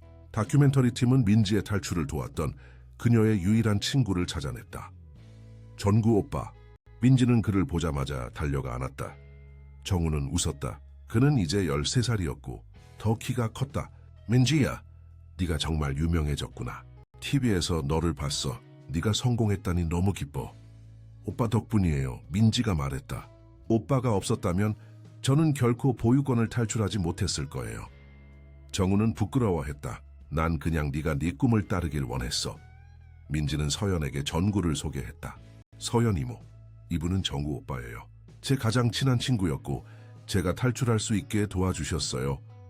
서연은 정우의 손을 잡았다. 전구야, 네가 민지를 도와줘서 정말 고마워. 넌 정말 용감한 소년이구나. 민지는 전구에게 물었다. 오빠는 여전히 보육관에 있어요? 정우는 고개를 끄덕였다. 응, 하지만 괜찮아. 내년에 나는 특별 장학금으로 음악 중학교에 갈 거야. 그들이 내 트럼펫 연주를 들었거든. 민지의 눈이 커졌다. 오빠도 음악을 해요? 응, 네가 떠난 후에 시작했어. 네가 항상 음악에 대해 이야기하는 것을 듣고 영감을 받았어. 서연은 민지와 전구가 이야기하는 것을 지켜보며 생각에 잠겼다. 그녀는 전구를 돕기 위해 무언가를 할 수 있지 않을까? 그날 저녁, 그녀는 민지에게 물었다. 민지야, 정우에 대해 어떻게 생각하니? 그가 우리와 함께 살면 어떨까? 민지는 놀랐다. 정말요? 그게 가능한가요? 서연은 고개를 끄덕였다. 그는 좋은 아이 같아. 그리고 그는 너의 중요한 친구야. 내가 그의 법적 후견인이 될 수 있는지 알아볼게. 그는 더 나은 기회를 가질 자격이 있어. 민지는 기뻐서 펄쩍 뛰었다. 오, 서연 이모. 그건 정말 좋을 것 같아요. 정우 오빠는 정말 착해요. 그리고 그는 정말 재능 있어요. 서연은 웃었다. 그럼 내가 알아볼게. 몇 주 후 정우는 서연의 집으로 이사왔다. 처음에는 어색했지만 곧 그들은 하나의 가족처럼 되었다. 정우는 명문음악중학교에 장학생으로 입학했고 그의 트럼펫 실력은 빠르게 향상되었다. 민지는 행복했다. 그녀는 이제 가족이 있었다. 서연 이모와 전구 오빠, 그리고 그녀는 다시 음악을 가지고 있었다. 다큐멘터리는 큰 성공을 거두었다. 그것은 전국적으로 방송되었고 수백만 명의 시청자들이 민지의 이야기에 감동받았다. 그녀는 밤새 스타가 되었다. 하지만 서연은 여전히 민지를 보호하려고 노력했다. 그녀는 민지가 미디어의 관심에 압도되지 않도록 했다. 그리고 그녀는 민지가 정상적인 교육을 받고 건강한 어린 시절을 보내도록 했다. 민지의 피아노 실력은 계속해서 향상되었다. 최 교수는 그녀의 발전에 놀랐다. 민지는 매우 열심히 공부해요. 그녀가 서연에게 말했다. 그녀는 매일 4~5시간 연습해요. 그리고 그녀의 음악적 이해는 그녀의 나이에 비해 훨씬 뛰어나요. 그녀는 준비가 된 걸까요? 서연이 물었다. 공개 연주회를 위해? 초의 교수는 고개를 끄덕였다. 그녀는 준비되었어요. 사실 저는 이번 가을에 열리는 청소년 음악 콩쿠르에 그녀를 추천하고 싶어요. 서연은 놀랐다. 그건 매우 경쟁이 치열한 대회잖아요. 맞아요. 하지만 민지는 그것을 감당할 수 있어요. 그녀의 재능은 진정 특별해요. 그날 저녁, 서연은 민지에게 콩쿠르에 대해 이야기했다. 민지야, 초회 교수님이 너를 전국 청소년 음악 콩쿠르에 추천하셨어. 참가하고 싶니? 브리투 찬지. 민지는 놀랐다. 정말요? 하지만 그건 정말 큰 대회잖아요. 저보다 훨씬 오래 연습한 아이들이 많을 거예요. 그래, 하지만 초회 교수님은 네가 준비되었다고 생각하셔. 그리고 나도 그렇게 생각해. 하지만 가장 중요한 것은 네가 원하는 거야. 민지는 잠시 생각했다. 조, 해보고 싶어요. 적어도 시도는 해보고 싶어요. 서연은 미소를 지었다. 그래, 그럼 우리는 너를 등록할 거야. 하지만 기억해, 민지야. 가장 중요한 것은 결과가 아니라 과정이야. 네가 무대에 서서 네 음악을 나누는 것 자체가 이미 승리야. 다음 주 민지는 콩쿠르 준비를 시작했다. 그녀는 쇼팽의 발라드 1번, 베토벤의 소나타 월광, 그리고 드뷔시의 달빛을 연주하기로 결정했다. 이것은 10살 소녀에게는 매우 도전적인 프로그램이었지만 민지는 두려워하지 않았다. 그녀는 더 열심히 연습했다. 매일 아침 학교에 가기 전, 그리고 매일 저녁 숙제를 마친 후 그녀는 피아노 앞에 앉았다. 그녀의 손가락은 때때로 아팠지만 그녀는 멈추지 않았다. 정우는 그녀를 격려했다. 민지야, 넌 정말 대단해. 내가 본 사람 중에 너처럼 열심인 사람은 없어. 민지는 웃었다. 오빠도 그래요. 오빠의 트럼펫 소리가 점점 좋아지고 있어요. 콩쿠르 일주일 전, 민지는 신경이 예민해지기 시작했다. 그녀는 밤에 잘 자지 못했고 식욕도 없었다. 서연은 걱정했다. 민지야, 괜찮니? 너무 스트레스 받고 있는 것 같아. 원한다면 콩쿠르를 취소해도 돼. 민지는 고개를 흔들었다. 아니요, 저는 할 수 있어요. 그냥 조금 긴장돼요. 그건 자연스러운 거야. 심지어 가장 경험 많은 연주자들도 공연 전에 긴장해. 하지만 중요한 것은 그 긴장을 에너지로 바꾸는 거야. 콩쿠르 전날 밤 민지는 서연의 침실로 살금살금 들어갔다. 여연 이모, 잠이 안 와요. 서연은 이불을 들어올리고 민지를 안으로 초대했다. 이리 와, 민지야. 민지는 서연 옆에 누웠다. 이모, 제가 실패하면 어떡해요? 민지야, 넌 절대 실패할 수 없어. 네가 무대에 서는 순간 넌 이미 승리자야. 그리고 기억해, 음악은 경쟁이 아니야. 그것은 표현이야. 감정이야. 네가 연주할 때 단지 심사위원을 위해 연주하는 게 아니야. 너 자신을 위해, 음악을 위해 연주하는 거야. 민지는 고개를 끄덕였다. 아빠도 그렇게 말씀하셨어요. 그래, 네 아버지는 현명한 사람이었어. 그리고 그는 항상 자신의 음악을 통해 이야기했어. 내일 넌 그의 딸로서 같은 일을 할 거야. 민지는 마침내 잠이 들었다. 그녀는 아버지에 대해 꿈을 꿨다. 그는 그녀에게 미소를 짓고 있었고 그의 눈에는 자부심이 가득했다. 콩쿠르 당일 민지는 일찍 일어났다. 그녀는 침착했고 더 이상 긴장하지 않았다. 그녀는 무대에 서서 자신의 음악을 세상과 나눌 준비가 되어 있었다. 서울 예술의전당의 콘서트 홀은 관객으로 가득 찼다. 콩쿠르는 큰 행사였고 많은 음악 애호가들과 중요한 인물들이 참석했다. 민지의 카테고리에는 12명의 참가자가 있었고 모두 12세였다. 민지는 8번째로 연주하기로 되어 있었다. 그녀는 대기실에서 다른 참가자들의 연주를 들었다. 그들은 모두 매우 재능이 있었다. 일부는 그녀보다 훨씬 오래 연습해왔다. 그녀의 차례가 되었을 때 서연은 그녀를 꼭 안아주었다. 네오의 심장을 따라가, 민지야. 음악이 너를 인도하게 해. 민지는 심호흡을 하고 무대로 걸어갔다. 조명이 그녀를 향했고 관객들은 조용해졌다. 그녀는 피아노 앞에 앉았다. 잠시 동안 그녀는 완전히 고요함을 느꼈다. 그리고 그녀는 연주하기 시작했다. 첫 번째 곡, 쇼팽의 발라드. 그녀의 손가락이 건반 위를 춤추듯 움직였다. 그녀는 더 이상 관객이나 심사위원을 의식하지 않았다. 그녀는 단지 음악 속에 있었다. 그녀의 연주는 완벽했다.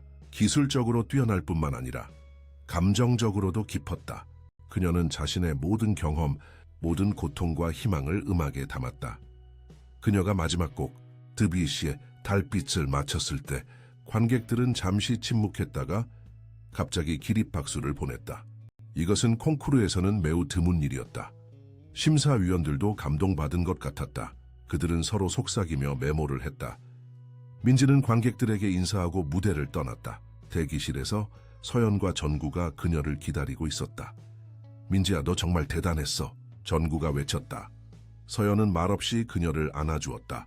그녀의 눈에는 눈물이 있었다. 초의 교수가 대기실로 들어왔다. 그녀도 감동한 것 같았다. 민지야, 오늘 내 연주는 단순한 기술 이상이었어. 그것은 진정한 예술이었어. 민지는 미소를 지었다. 그녀는 자신이 잘했다는 것을 알았다. 그녀가 승리하든 그렇지 않든 그녀는 자신의 음악을 통해 이야기했다. 그리고 그것이 중요한 것이었다. 결과 발표 시간이 되었다. 모든 참가자들이 무대 위에 서 있었다. 민지의 심장이 빠르게 뛰었다. 심사위원장이 말했다. 오늘 우리는 놀라운 재능을 목격했습니다. 모든 참가자들이 훌륭했습니다. 하지만 우리는 승자를 선택해야 합니다. 그는 봉투를 열었다. 사스위는 박지호 군입니다. 박수 소리가 들렸다. 한 소년이 앞으로 나와 상을 받았다. 2위는 이수연 양입니다. 더 많은 박수. 한 소녀가 미소를 지으며 앞으로 나왔다. 그리고 1위는 민지는 숨을 참았다. 김민지 양입니다. 관객들이 환호했다. 민지는 놀랐다. 그녀는 잠시 동안 움직일 수 없었다. 전구가 관객석에서 소리쳤다. 민지야, 해냈어. 민지는 앞으로 걸어가 상을 받았다. 심사위원장이 말했다. 김민지 양, 당신의 연주는 오늘 우리 모두에게 깊은 감동을 주었습니다. 당신은 단지 뛰어난 기술을 가진 것이 아니라 진정한 예술가의 영혼을 가지고 있습니다. 민지는 마이크 앞에 섰다. 그녀는 말하기 위해 용기를 모았다. 감사합니다. 그녀가 말했다. 이 상은 제게 매우 큰 의미가 있습니다. 저는 이 상을 제 아버지 김준호에게 바치고 싶습니다. 그는 저에게 음악의 아름다움을 가르쳐 주셨고 그의 영혼은 항상 제 음악 속에 살아 있습니다. 그리고 저는 또한 박서연 이모에게 감사드리고 싶습니다. 그녀는 저를 발견하고 저에게 새로운 삶을 주셨습니다. 그녀의 목소리가 떨렸다. 저는 보육원에서 그리고 거리에서 살았습니다. 저는 제가 누구인지 잊어버릴 뻔했습니다. 하지만 음악은 저를 구했습니다. 그것은 저의 정체성을 지켜주었습니다. 그리고 이제 저는 제 음악을 통해 다른 사람들에게 희망을 주고 싶습니다. 관객들은 다시 한번 기립박수를 보냈다. 많은 사람들이 감동의 눈물을 흘렸다. 그날 밤 민지의 승리는 뉴스의 헤드라인이 되었다. 거리의 소녀, 음악의 여왕이 되다. 김준호의 딸, 아버지의 유산을 계승하다. 기적의 피아니스트, 국가를 감동시키다. 하지만 민지에게 가장 중요한 것은 상이 아니었다. 그것은 그녀가 마침내 자신의 정체성을 완전히 되찾았다는 것이었다. 그녀는 이제 단지 보육원의 치블번 또는 거리의 소녀가 아니었다. 그녀는 김민지였다. 피아니스트 김준호의 딸이자 자신만의 음악적 여정을 시작한 젊은 예술가였다. 그날 밤 민지는 침대에 누워 창문을 통해 별을 바라보았다. 그녀는 아버지가 어딘가에서 그녀를 지켜보고 있다고 느꼈다. 아빠, 그녀는 속삭였다. 저 해냈어요. 그리고 이건 시작일 뿐이에요. 저는 제 음악으로 세상을 더 나은 곳으로 만들 거예요. 아빠가 했던 것처럼요. 콩쿠르 이후 민지에게 많은 기회가 찾아왔다. 음악 학교들이 그녀에게 장학금을 제안했고 콘서트 주최자들이 그녀에게 연락했다. 그러나 서연은 여전히 신중했다. 민지야, 너는 아직 어려. 그녀가 말했다. 네오에게는 정상적인 어린 시절이 필요해. 우리는 천천히 진행할 거야. 민지는 동의했다. 그녀는 유명해지는 것보다 더 좋은 피아니스트가 되는 것에 관심이 있었다. 그녀는 계속해서 열심히 공부했고 자신의 기술을 향상시켰다. 11살 생일에 민지는 특별한 선물을 받았다. 서연이 그녀에게 작은 상자를 건넸다. 이게 뭐예요? 민지가 물었다. 열어봐. 서연이 미소를 지었다. 민지는 상자를 열었다. 안에는 열쇠가 있었다. 이게 뭐예요? 그녀가 다시 물었다. 그건 내 집의 열쇠야. 서연이 말했다. 내 아버지의 아파트. 우리는 그것을 되찾았어. 그것은 이제 법적으로 내 것이야. 민지의 눈이 커졌다. 정말요? 우리 옛날 집이요? 서연은 고개를 끄덕였다. 그래. 몇 년 동안 그것은 비어 있었어. 네 아버지의 유산의 일부로 그것은 보존되었어. 그리고 이제 너는 충분히 커서 그곳이 어떤 곳인지 볼 수 있어. 그날 오후 서연은 민지를 강남의 고급 아파트 단지로 데려갔다. 그들은 엘리베이터를 타고 15층으로 올라갔다. 서연은 민지에게 열쇠를 건넸다. 네가 열어봐. 민지의 손이 떨렸다. 그녀는 열쇠를 문에 넣고 돌렸다. 문이 열렸다. 그녀는 안으로 걸어 들어갔다. 그것은 마치 시간 여행과 같았다. 모든 것이 그녀가 기억하는 그대로였다. 거실의 큰 창문들, 벽에 걸린 음악 포스터들, 그리고 무엇보다도 방 한가운데 있는 웅장한 그랜드 피아노. 모든 게 그대로예요. 그녀가 속삭였다. 서연은 고개를 끄덕였다. 우리는 그것을 그대로 보존했어. 네 아버지의 모든 것, 그의 음악, 그의 기록들, 그의 악보들. 민지는 피아노로 걸어갔다. 그녀는 조심스럽게 뚜껑을 열고 건반을 만졌다. 그녀는 그 터치를 기억했다. 그것은 그녀가 처음 배운 피아노였다. 아빠, 그녀는 속삭였다. 서연은 그녀에게 시간을 주기 위해 잠시 물러났다. 그녀는 아파트를 둘러보며 기억을 떠올릴 수 있도록 민지를 혼자 두었다. 민지는 천천히 아파트를 탐험했다. 그녀는 자신의 옛방을 찾았다. 그것은 컴제스, 하켄스카스, 작고 아늑했다. 벽은 여전히 분홍색이었고 그녀의 인형들이 침대 위에 앉아 있었다. 그녀는 아버지의 방으로 갔다. 그의 침대, 그의 책들, 그의 옷들, 모든 것이 그대로였다. 그의 책상 위에는 사진이 있었다. 그와 어린 민지의 사진. 그들은 웃고 있었고 그는 그녀를 자랑스럽게 안고 있었다. 민지는 사진을 집어들었다. 눈물이 그녀의 뺨을 타고 흘러내렸다. 아빠 보고 싶어요. 그녀가 속삭였다. 서연이 방에 들어왔다. 그녀는 민지가 울고 있는 것을 보고 그녀를 부드럽게 안았다. 괜찮아 민지야. 울어도 돼. 때로는 눈물이 필요해. 민지는 서연의 어깨에 기대어 울었다. 그것은 슬픔의 눈물이면서도 동시에 치유의 눈물이었다. 여기 살고 싶어요. 민지가 마침내 말했다. 새 아파트예요. 제 집이에요. 서연은 잠시 생각했다. 확실해? 이곳에는 많은 기억이 있을 거야. 네, 확실해요. 좋은 기억들이에요. 그리고 저는 그것들을 간직하고 싶어요. 서연은 고개를 끄덕였다. 그럼 우리는 이사할 수 있어. 하지만 나와 전구도 함께 올 거야. 우리는 가족이니까. 민지는 미소를 지었다. 물론이죠. 우리는 가족이에요. 그날부터 민지, 서연 그리고 정우는 김준호의 아파트에서 살기 시작했다. 그것은 조정이 필요했지만 그들은 함께 새로운 가족으로서의 삶을 시작했다. 민지에게 그것은 단지 집으로 돌아온 것이 아니었다.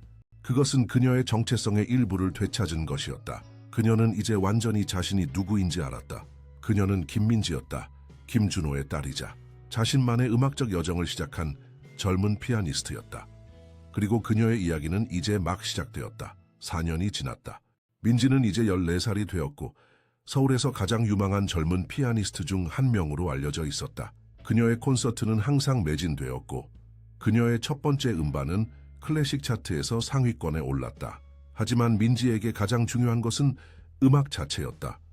그녀는 여전히 서연과 정우와 함께 아버지의 아파트에 살고 있었다. 그들은 진정한 가족이 되었다.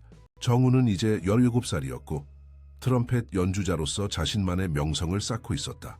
서연은 한국예술종합학교의 피아노 교수가 되었고 민지와 정우 모두를 자랑스럽게 생각했다. 한 겨울 아침, 민지는 서울예술고등학교로 향하는 길이었다. 그녀는 이제 1학년 학생이었고 그녀의 재능은 학교에서 이미 전설이 되어 있었다. 민지야, 그녀의 친구 윤서가 학교 입구에서 그녀를 부르며 달려왔다. 방금 소식 들었어? 너 국제청소년 음악 페스티벌에 초청받았다며? 민지는 미소를 지었다. 응, 어제 통보받았어. 서연 이모가 정말 기뻐하셨어. 당연하지. 그건 정말 큰 영광이야. 전 세계에서 단 12명의 음악가만 초청된다고 들었어. 민지는 고개를 끄덕였다. 그것은 정말 큰 기회였다. 페스티벌은 비엔나에서 열릴 예정이었고 세계 최고의 젊은 음악가들이 모일 것이었다. 긴장되니? 윤서가 물었다. 민지는 잠시 생각했다. 조금. 하지만 더 많이 설레. 그들이 교실로 걸어가는 동안 민지는 자신의 여정에 대해 생각했다. 보육원의 그 어린 소녀에서 국제적으로 인정받는 피아니스트가 되기까지. 그것은 꿈만 같았다.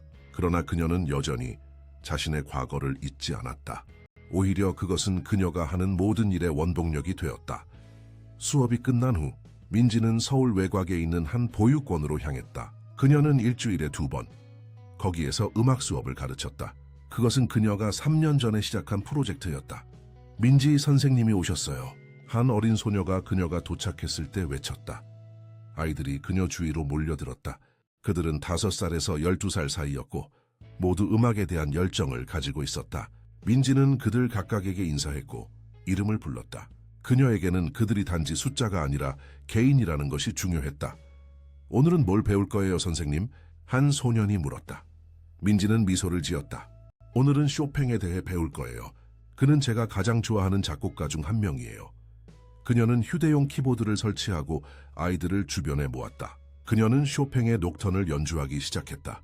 아이들의 눈이 경이로움으로 빛났다. 이 곡은 쇼팽이 이탈리아에 있을 때 작곡했어요.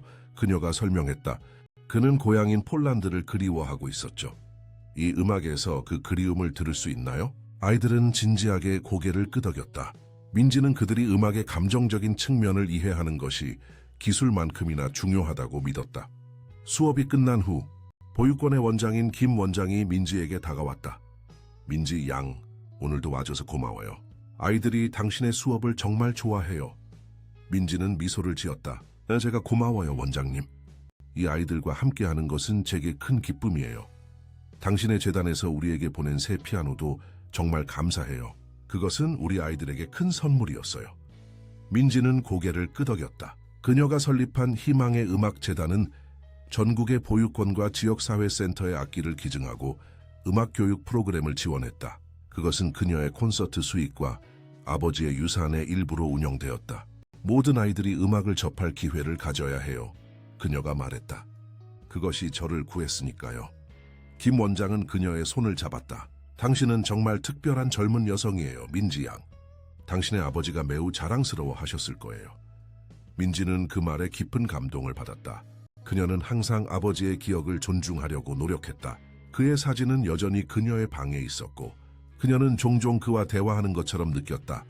보육원을 떠나면서 민지는 특별히 한 소녀에 대해 생각했다. 수진 7살짜리 소녀는 놀라운 음악적 재능을 보여주었다. 그녀는 단 몇 번의 레슨 후에 복잡한 멜로디를 재현할 수 있었다. 나는 그녀를 도와야 해, 민지는 생각했다. 그녀는 기회가 필요해. 집에 도착했을 때 민지는 서연에게 수진에 대해 이야기했다. 그녀는 정말 특별해요, 이모. 그녀의 귀는 완벽해요. 그리고 그녀의 손가락은 이미 피아노에 자연스럽게 적응했어요. 서연은 관심을 보였다. 그럼 우리가 그녀를 도울 방법을 찾아봐야겠구나. 제가 생각한 게 있어요, 민지가 말했다. 우리 재단에서 장학금 프로그램을 시작하면 어떨까요? 수진 같은 아이들을 위한 특별 음악 교육을요. 서연은 미소를 지었다. 그것은 훌륭한 생각이야, 민지야. 내가 이사회에 제안해볼게. 고마워요, 이모. 그리고 또 한 가지 생각이 있어요. 뭔데? 비엔나 페스티벌에서 제가 자선 콘서트를 열고 싶어요. 제 이야기를 나누고 사람들에게 음악이 어떻게 인생을 바꿀 수 있는지 보여주고 싶어요. 서연은 잠시 생각했다. 그것은 큰 도전이 될 거야. 하지만 네가 할 수 있다고 생각해. 내가 페스티벌 주최 측과 이야기해볼게. 그날 밤 민지는 자신의 방에서 연습했다. 비엔나 페스티벌을 위해 그녀는 특별한 프로그램을 준비하고 있었다. 클래식 작품뿐만 아니라 그녀는 자신의 작곡도 포함시켰다. 지난 2년 동안 그녀는 작곡에도 관심을 갖기 시작했다. 그녀의 첫 번째 작품, 길 잃은 아이는 그녀의 경험에서 영감을 받았다. 그것은 어둡고 슬픈 시작에서 점차 희망과 빛으로 변화하는 곡이었다. 비평가들은 그녀의 작곡 재능을 아버지의 것과 비교했다. 민지가 연습하고 있을 때 전구가 방에 들어왔다. 그는 대학 입시를 준비하고 있었지만 여전히 음악에 전념하고 있었다. 잘 돼가? 그가 물었다. 민지는 고개를 끄덕였다. 응, 하지만 이 부분이 아직 완벽하지 않아. 정우는 그녀 옆에 앉았다. 느새 작품 들려줄래? 민지는 미소를 지었다. 물론이지. 아직 완성되지 않았지만 그녀는 연주하기 시작했다. 곡은 희망의 빛이라고 불렸고 그녀의 첫 작품보다 더 복잡하고 세련되었다. 정우는 감동받은 것 같았다. 와, 민지야. 이건 정말 아름다워. 고마워, 오빠. 비엔나에서 처음 공개할 거야. 너 정말 대단해, 알아? 네가 얼마나 많은 사람들에게 영감을 주고 있는지. 민지는 부끄러웠다. 그녀는 여전히 칭찬에 익숙하지 않았다. 난 그냥 내가 할 수 있는 일을 하는 거야. 아니, 그 이상이야. 네가 그 보육원에서 하고 있는 일, 네 음악, 네 재단. 전 세상을 바꾸고 있어. 민지는 생각에 잠겼다. 그녀는 정말 변화를 만들고 있을까? 그녀는 단지 자신의 경험이 다른 아이들을 돕는 데 사용되기를 원했다. 다음 주 그녀는 다시 보육원을 방문했다. 이번에는 서연과 함께였다. 그들은 김 원장과 수진에 대해 이야기하기 위해 왔다. 우리는 수진을 위한 특별 장학 프로그램을 시작하고 싶습니다. 서연이 설명했다. 그녀가 최고의 교육을 받을 수 있도록요. 김 원장은 기뻐 보였다. 그것은 놀라운 기회가 될 것입니다. 수진은 정말 특별한 아이예요. 수진이 사무실로 불려왔다. 그녀는 작고 조용한 소녀였지만 그녀의 눈에는 지성과 깊이가 있었다. 수진아 안녕. 민지가 따뜻하게 인사했다. 오늘 우리가 너에게 특별한 제안을 하러 왔어. 수진은 호기심 어린 눈으로 그들을 바라보았다.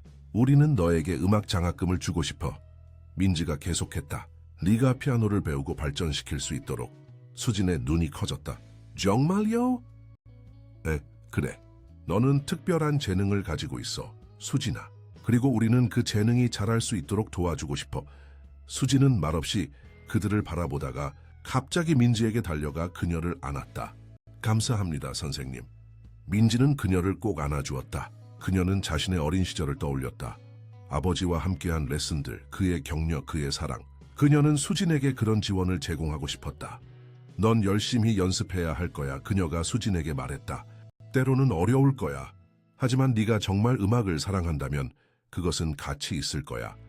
수진은 고개를 끄덕였다. 저는 열심히 할 거예요, 선생님. 약속해요. 그 만남 후 민지와 서연은 희망의 음악, 장학 프로그램의 세부 사항을 확정했다. 그것은 수진과 같은 재능 있는 어린이들을 위한 것이었지만 단지 음악적 능력만이 아니라 열정과 헌신도 고려했다. 이 프로그램이 많은 아이들의 인생을 바꿀 거예요. 민지가 말했다. 서연은 미소를 지었다. 그래, 네가 그랬던 것처럼. 비엔나로 출발하기 일주일 전 민지는 아버지의 무덤을 방문했다. 그것은 서울 외곽의 조용한 묘지에 있었다. 그녀는 매달 그곳을 방문했다. 안녕하세요, 아빠. 그녀가 무덤 앞에 무릎을 꿇으며 말했다. 곧 비엔나에 가요. 기억하세요? 아빠가 항상 저를 데려가고 싶어 하셨던 곳이요. 그녀는 새로 작곡한 곡의 악보를 무덤 앞에 놓았다. 이건 아빠를 위한 거예요. 아버지의 꿈이라고 불러요. 아빠의 음악에서 영감을 받았어요. 바람이 불어 악보의 페이지를 살짝 넘겼다. 민지는 그것이 아버지의 응답인 것처럼 느꼈다. 저는 아직도 아빠가 보고 싶어요. 매일요. 하지만 이제 저는 이해해요. 아빠는 여전히 저와 함께 계세요. 제 음악 속에, 제가 하는 모든 일 속에. 그녀는 잠시 침묵했다. 저는 아빠가 자랑스러워 하실 만한 사람이 되려고 노력하고 있어요. 저는 음악으로 세상을 더 나은 곳으로 만들고 싶어요. 아빠가 했던 것처럼요. 그녀는 무덤에 꽃을 놓고 일어섰다. 가돌올게요, 아바. 그때 제 연주에 대해 모든 것을 말씀드릴게요. 비엔나로 떠나는 날, 공항에는 작은 환송 파티가 있었다. 서연, 정우, 최 교수, 그리고 민지의 몇몇 가까운 친구들이 그녀를 배웅하러 왔다. 너무 긴장하지 마. 서연이 그녀를 안아주며 말했다. 그냥 내 음악이 이야기하게 해. 정우는 그녀에게 작은 선물을 주었다. 행운의 부적이야. 너에게 힘을 줄 거야. 윤서는 눈물을 참으며 그녀를 꼭 안았다. 마가 그들 모두를 압도할 거라는 거 알아. 마지막 탑승 호출이 울렸다. 민지는 한 번 더 모두를 안아주고 게이트로 향했다. 그녀는 설레면서도 약간 두려웠다. 이것은 그녀의 첫 해외 공연이었고 가장 중요한 공연이 될 것이었다. 비행기에 탑승하면서 그녀는 자신의 여정에 대해 생각했다. 5년 전, 그녀는 굶주린 거리의 소녀였다. 이제 그녀는 국제적으로 인정받는 피아니스트였다. 그것은 마법과도 같았다. 하지만 그녀는 자신의 성공이 단지 그녀만의 것이 아니라는 것을 알았다. 그것은 아버지의 가르침, 서연의 사랑, 정우의 우정, 그리고 그녀의 삶에 영향을 준 모든 사람들 덕분이었다. 이것은 단지 시작일 뿐이야. 그녀는 생각했다. 아직 할 일이 많아. 비행기가 이륙하면서 민지는 창밖을 내다보았다. 서울의 불빛이 점점 작아졌다. 그녀는 이 도시, 그녀의 고난과 성공의 도시를 사랑했다. 그리고 그녀는 곧 돌아올 것이다. 더 많은 이야기와 더 많은 음악을 가지고. 비엔나에 도착했을 때 민지는 축제 관계자들에 의해 맞이받았다. 그들은 그녀를 호텔로 안내했고 다음 날의 일정을 설명했다. 김양, 내일 아침에 리허설이 있습니다. 그리고 오후에는 기자회견이 있습니다. 당신의 이야기에 많은 사람들이 관심을 가지고 있습니다. 민지는 고개를 끄덕였다. 그녀는 피곤했지만 흥분되었다.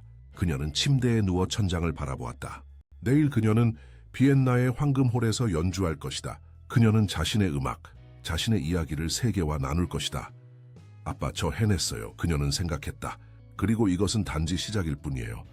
그녀는 잠이 들기 전에 마지막으로 그녀의 새 작품, 희망의 빛의 악보를 살펴보았다. 그것은 그녀의 여정을 완벽하게 담아낸 곡이었다. 어둠에서 빛으로, 절망에서 희망으로 내일 그녀는 그것을 세계와 나눌 것이다. 그리고 어쩌면 그녀의 음악은 다른 어린이들에게도 희망을 줄 수 있을 것이다.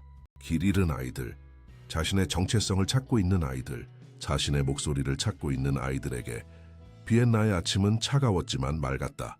민지는 호텔 창문을 통해 역사적인 도시의 정형을 바라보았다. 황금빛 햇살이 고풍스러운 건물들의 지붕을 비추고 있었다. 이곳은 모차르트, 베토벤, 쇼팽과 같은 위대한 음악가들이 걸었던 거리였다. 그리고 오늘 그녀도 그들의 발자취를 따를 것이다. 준비됐니, 민지야? 축제 코디네이터인 안나가 호텔 방을 노크하며 물었다. 민지는 심호흡을 하고 문을 열었다. 네, 준비됐어요. 안나는 민지를 황금홀로 데려갔다. 그곳은 세계에서 가장 유명한 콘서트 홀 중 하나였다. 수백 년의 역사를 가진 이 홀에서는 수많은 전설적인 연주가 있었다. 리허설 동안 민지는 자신의 음악에 완전히 몰입했다. 그녀는 클래식 레퍼토리를 연주한 후 자신의 작품 희망의 빛을 연습했다. 음향 기술자들과 축제 관계자들이 그녀의 연주를 듣고 있었다. 놀랍군요, 김양. 축제 음악 감독이 말했다. 당신의 나이에 이런 깊이와 감성을 가지다니 정말 특별합니다. 민지는 미소를 지었다. 감사합니다. 리허설 후 그녀는 기자회견을 위해 준비했다. 그녀는 간단한 검은색 드레스를 입고 머리를 깔끔하게 묶었다. 서연은 그녀에게 항상 자연스럽고 진실되게 있으라고 조언했다. 회견장에는 전 세계에서 온 기자들이 가득했다. 그들은 모두 거리의 소녀에서 국제적 피아니스트로 라는 민지의 놀라운 이야기에 관심이 있었다. 김양, 당신의 어린 시절에 대해 이야기해 주시겠습니까? 어떻게 그런 역경을 극복하셨나요? 한 기자가 물었다. 민지는 잠시 생각했다. 그녀는 자신의 이야기를 공유하는 것이 불편하지 않았다. 오히려 그것이 다른 사람들에게 희망을 줄 수 있다고 믿었다. 제 어린 시절은 쉽지 않았습니다. 그녀가 시작했다. 제 아버지는 제가 6살 때 사고로 세상을 떠나셨고 저는 시스템 속에서 길을 잃었습니다. 보육원에서 3년, 그리고 거리에서 1년을 보냈습니다. 기자들이 열심히 메모를 하고 있었다. 하지만 저는 항상 한 가지를 가지고 있었습니다. 음악입니다. 제 아버지는 피아니스트였고 그는 저에게 음악의 아름다움을 가르쳐 주셨습니다. 그리고 그 음악은 제가 가장 어두운 시간을 통과하는 데 도움이 되었습니다. 그럼 음악이 당신을 구했다고 말씀하시는 건가요? 다른 기자가 물었다. 민지는 고개를 끄덕였다. 네, 정확합니다. 음악은 제 정체성을 지켜주었습니다. 모든 사람들이 제가 누구인지 잊었을 때 음악은 저를 기억했습니다. 오늘 밤 당신의 자선 콘서트에 대해 말씀해 주시겠어요? 그것은 매우 특별한 행사라고 들었습니다. 민지의 눈이 밝아졌다. 네, 저는 오늘 밤 제 새 작품 희망의 빛을 초연합니다. 그리고 이 콘서트의 모든 수익금은 제가 설립한 희망의 음악재단에 기부됩니다. 이 재단은 전 세계의 불우한 어린이들에게 음악 교육을 제공합니다. 그런 어린 나이에 이미 자선 활동을 하고 계시네요. 감동적입니다. 한 여성 기자가 말했다. 민지는 겸손하게 미소를 지었다. 저는 단지 제가 받은 축복을 나누고 싶을 뿐입니다. 모든 아이들이 자신의 목소리를 찾을 기회를 가져야 한다고 생각합니다. 기자회견이 끝난 후 민지는 호텔 방으로 돌아와 잠시 휴식을 취했다. 그녀는 서연에게 전화를 걸었다. 이모, 리허설 잘 마쳤어요. 홀이 정말 아름다워요. 긴장되니, 민지야? 서연이 물었다. 조금요. 하지만 좋은 의미에서요. 정말 제 음악을 세계와 나누고 싶어요. 너는 잘할 거야, 민지야. 그냥 내 심장을 따라가. 그리고 기억해, 우리 모두가 너를 응원하고 있어. 전화를 끊은 후 민지는 공연을 위한 준비를 시작했다. 그녀는 서연이 특별히 이날을 위해 디자인한 우아한 연주복을 입었다. 그것은 단순하면서도 우아한 흰색 드레스였고 그녀의 어머니의 진주 목걸이로 장식되었다. 그녀는 거울을 보며 자신을 준비시켰다. 김민지, 너는 할 수 있어. 이것은 내 이야기야, 내 음악이야. 콘서트 시간이 가까워지자 민지는 대기실에서 마지막 순간의 평화를 즐겼다. 그녀는 악보를 한 번 더 살펴보고 머릿속으로 연주를 리허설했다. 5분 전입니다. 김양, 스태프가 알려주었다. 민지는 고개를 끄덕이고 일어섰다. 그녀는 무대로 향하는 복도를 걸어갔다. 각 걸음마다 그녀는 자신의 여정을 떠올렸다. 보육원의 그 작은 소녀에서 국제 무대에 서는 피아니스트로 무대 뒤에서 그녀는 객석을 들여다보았다. 황금홀은 만석이었다. 음악 애호가들, 비평가들, 중요한 인물들로 가득 찼다. 그리고 맨 앞줄에는 수진이 앉아 있었다. 민지는 그녀의 첫 번째 장학생이 이 중요한 순간을 함께할 수 있도록 초대했다. 아나운서의 목소리가 들렸다. 오늘 밤 우리는 특별한 재능을 가진 젊은 피아니스트를 소개하게 되어 영광입니다. 14세의 나이에 그녀는 이미 세계적으로 인정받는 음악가입니다. 그녀의 이야기는 영감을 주고 그녀의 음악은 영혼을 움직입니다. 비엔나 국제 청소년 음악 페스티벌에 오신 것을 환영합니다. 김민지 양. 관객들의 박수 소리가 홀을 가득 채웠다. 민지는 심호흡을 하고 무대로 걸어나갔다. 그녀는 관객들에게 공손하게 인사했고 피아노에 앉았다. 잠시 동안 그녀는 완전한 침묵 속에 있었다. 그리고 그녀는 연주하기 시작했다. 첫 번째 곡은 쇼팽의 발라드 1번이었다. 그녀의 손가락이 건반 위를 춤추듯 움직였다. 그녀는 더 이상 긴장하지 않았다. 그녀는 단지 음악 속에 있었다. 그녀의 연주는 기술적으로 완벽했을 뿐만 아니라 깊은 감정을 담고 있었다. 그녀는 계속해서 베토벤의 월광 소나타와 라흐마니노프의 전주곡을 연주했다. 각 곡 사이에 관객들은 열광적으로 박수를 보냈다. 마지막으로 그녀는 자신의 작품 희망의 빛을 연주할 차례였다. 그녀는 마이크 앞에 서서 작품에 대해 설명했다. 이 곡은 제 여정에서 영감을 받았습니다. 그녀가 말했다.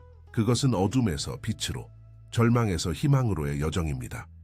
그리고 이 곡을 통해 저는 모든 어린이들, 특히 길을 잃은 아이들에게 메시지를 보내고 싶습니다. 당신은 혼자가 아닙니다. 당신의 목소리는 중요합니다. 그리고 당신은 빛을 찾을 것입니다. 그녀는 피아노로 돌아가 연주를 시작했다. 희망의 빛은 부드럽고 멜랑콜릭한 시작으로 열렸다. 그것은 외로움과 불확실성을 표현했다. 점차적으로 멜로디는 발전하고 변화했다. 그것은 더 강해지고 더 확신에 찬 더 희망적이 되었다. 마지막 부분은 순수한 기쁨과 승리의 축하였다. 그녀가 마지막 음을 연주했을 때 홀은 완전한 침묵에 빠졌다. 그리고 갑자기 폭발적인 박수가 터져 나왔다. 관객들이 일어서서 기립박수를 보냈다. 브라보! 놀라워요! 앙코르! 민지는 관객들에게 인사했다. 그녀의 눈에는 눈물이 맺혔다. 그녀는 수진을 바라보았다. 어린 소녀의 얼굴에는 순수한 경이로움이 있었다. 앙코르 요청에 응해 민지는 다시 피아노에 앉았다. 그녀는 아버지가 작곡한 곡 꿈꾸는 아이를 연주했다. 그것은 그에게 바치는 그녀의 헌사였다. 콘서트가 끝난 후 민지는 수많은 축하와 칭찬의 말을 받았다. 비평가들, 다른 음악가들, 그리고 관객들 모두 그녀의 재능과 감성에 감동받았다. 당신의 음악은 영혼을 만졌습니다. 한 유명한 지휘자가 말했다. 오늘 밤 당신은 단지 피아노를 연주한 것이 아니라 인간의 마음을 연주했습니다. 민지는 이 모든 반응에 겸손했다. 그녀는 수진에게 다가갔다. 어땠어, 수진아? 그녀가 물었다. 수진의 눈은 빛났다. 정말 아름다웠어요, 선생님. 저도 언젠가 저렇게 연주하고 싶어요. 민지는 미소를 지었다. 네온 할 수 있을 거야, 수진아.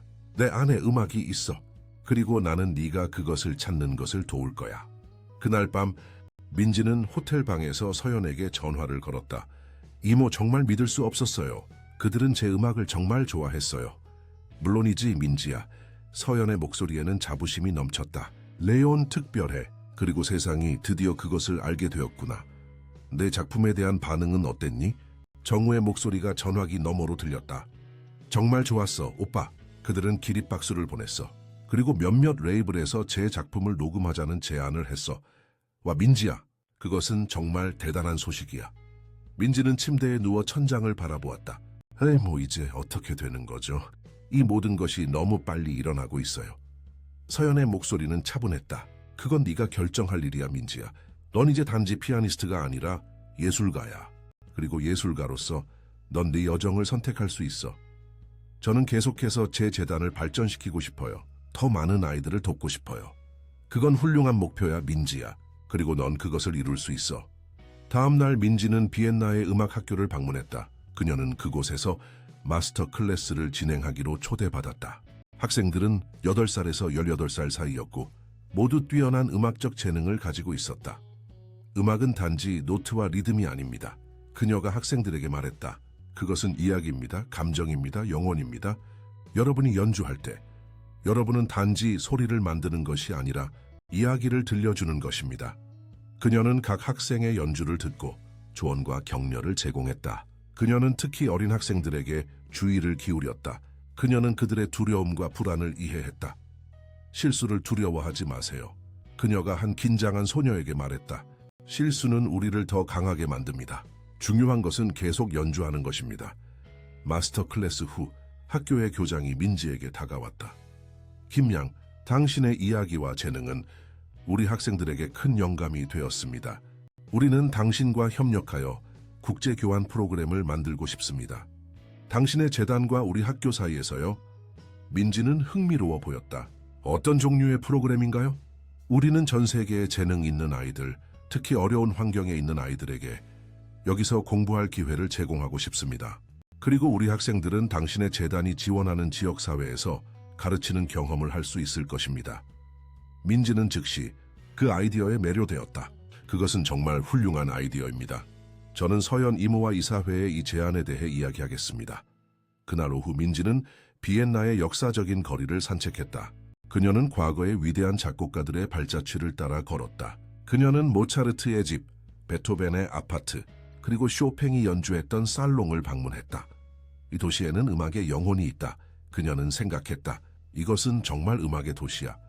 그녀는 한 작은 카페에 앉아 커피를 마시며 그녀의 미래에 대해 생각했다. 14살의 나이에 그녀는 이미 국제적으로 인정받는 피아니스트였다. 그러나 그녀는 더 많은 것을 원했다. 그녀는 단지 연주자가 아니라 변화의 주체가 되고 싶었다. 그녀는 메모장을 꺼내 아이디어를 적기 시작했다. 국제교환 프로그램, 더 많은 보육원에서의 음악교육, 전 세계의 불우한 지역의 악기 기부, 이것이 내가 할 수 있는 일이야. 그녀는 생각했다. 나는 음악으로 세상을 바꿀 수 있어. 다음 날, 민지는 축제에 다른 젊은 음악가들과 함께 연주했다. 그들은 다양한 국가에서 왔고 각자 독특한 스타일과 이야기를 가지고 있었다. 민지는 그들과 교류하며 많은 것을 배웠다. 당신의 작품이 정말 인상적이었어요. 독일에서 온 젊은 바이올리니스트가 말했다. 그것은 정말 감동적이었어요. 고마워요. 민지가 미소를 지었다. 당신의 바이올린 연주도 정말 아름다웠어요. 그들은 음악에 대해, 그들의 꿈에 대해, 그리고 세상을 더 나은 곳으로 만들기 위한 그들의 열망에 대해 이야기했다. 민지는 이러한 대화에서 많은 영감을 받았다.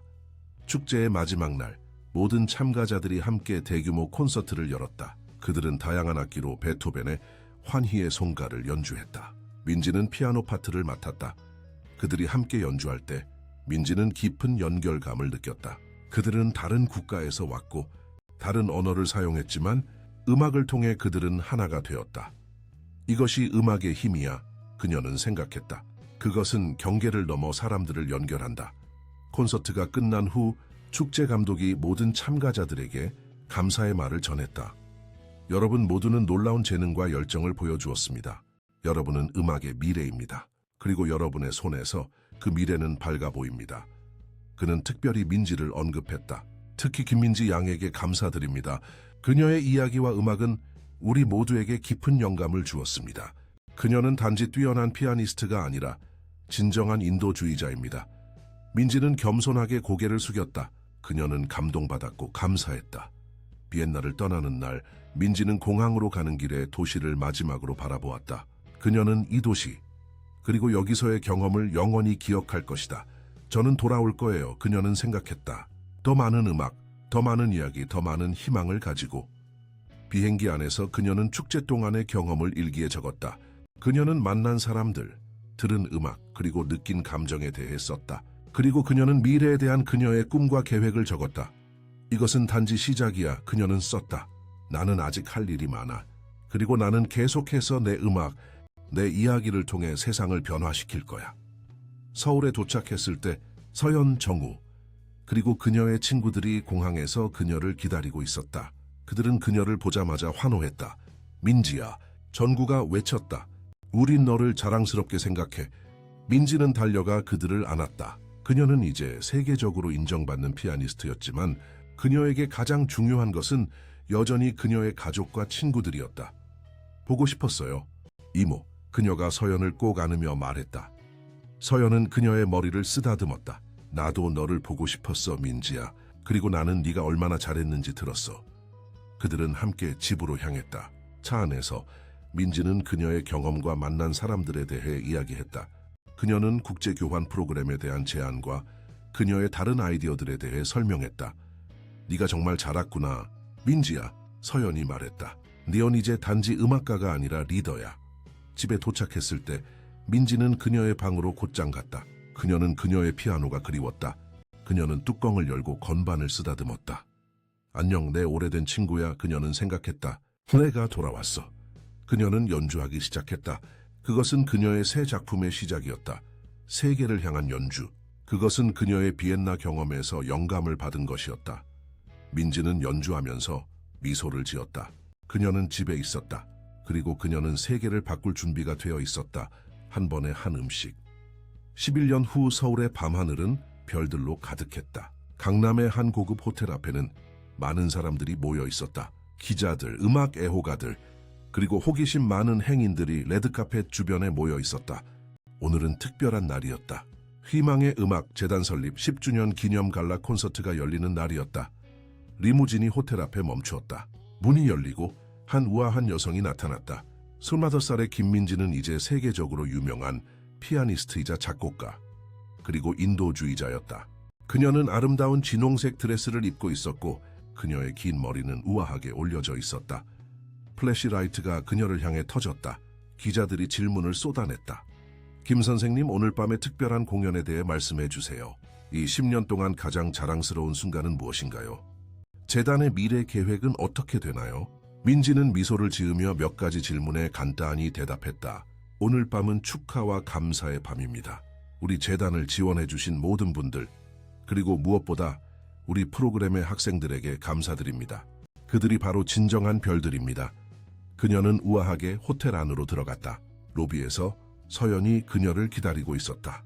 이제 60대가 된 서연은 여전히 우아하고 강인했다. 그녀는 한국예술종합학교의 음악학부장이 되었고 희망의 음악 재단의 이사회 의장이었다. 민지야, 정말 아름답구나. 서연이 그녀를 안아주며 말했다. 고마워요, 이모. 당신도 정말 멋져 보여요. 민지가 대답했다. 준비됐니? 오늘 밤은 특별한 밤이야. 민지는 고개를 끄덕였다. 네, 준비됐어요. 모든 것이 완벽해요? 물론이지. 모든 것이 계획대로 진행되고 있어. 학생들도 모두 준비됐고 그들은 함께 그랜드 볼룸으로 향했다. 그곳은 10년 전 9살의 민지가 처음으로 피아노를 연주했던 바로 그 장소였다. 오늘 밤 그 공간은 완전히 변형되었다. 600명의 손님들을 위한 우아한 테이블들, 무대, 그리고 중앙에는 웅장한 그랜드 피아노가 있었다. 민지는 잠시 멈춰 서서 그 장면을 바라보았다. 그녀의 마음은 감정으로 가득 찼다. 10년 전 그녀는 배고픈 거리의 소녀였다. 이제 그녀는 전 세계 수천 명의 어린이들에게 희망을 가져다주는 재단의 설립자였다. 생각에 잠겼구나. 서연이 그녀의 표정을 알아차리며 말했다. 민지는 미소를 지었다. 그냥 얼마나 많은 것이 변했는지 생각하고 있었어요. 그리고 얼마나 많은 것이 똑같이 남아있는지도요. 그들은 백스테이지로 향했다. 그곳에서 전구가 그들을 기다리고 있었다. 이제 28살이 된 그는 유명한 트럼펫 연주자이자 작곡가였다. 그는 또한 희망의 음악 재단의 음악 감독이었다. 자매들이 마침내 도착했군. 그가 장난스럽게 말했다. 모든 학생들이 준비되어 있어. 그들은 정말 흥분해 있어. 민지는 웃었다. 그들을 만나러 가자. 그들은 리허설 룸으로 향했다. 그곳에는 약 100명의 어린이와 청소년들이 악기를 준비하고 있었다.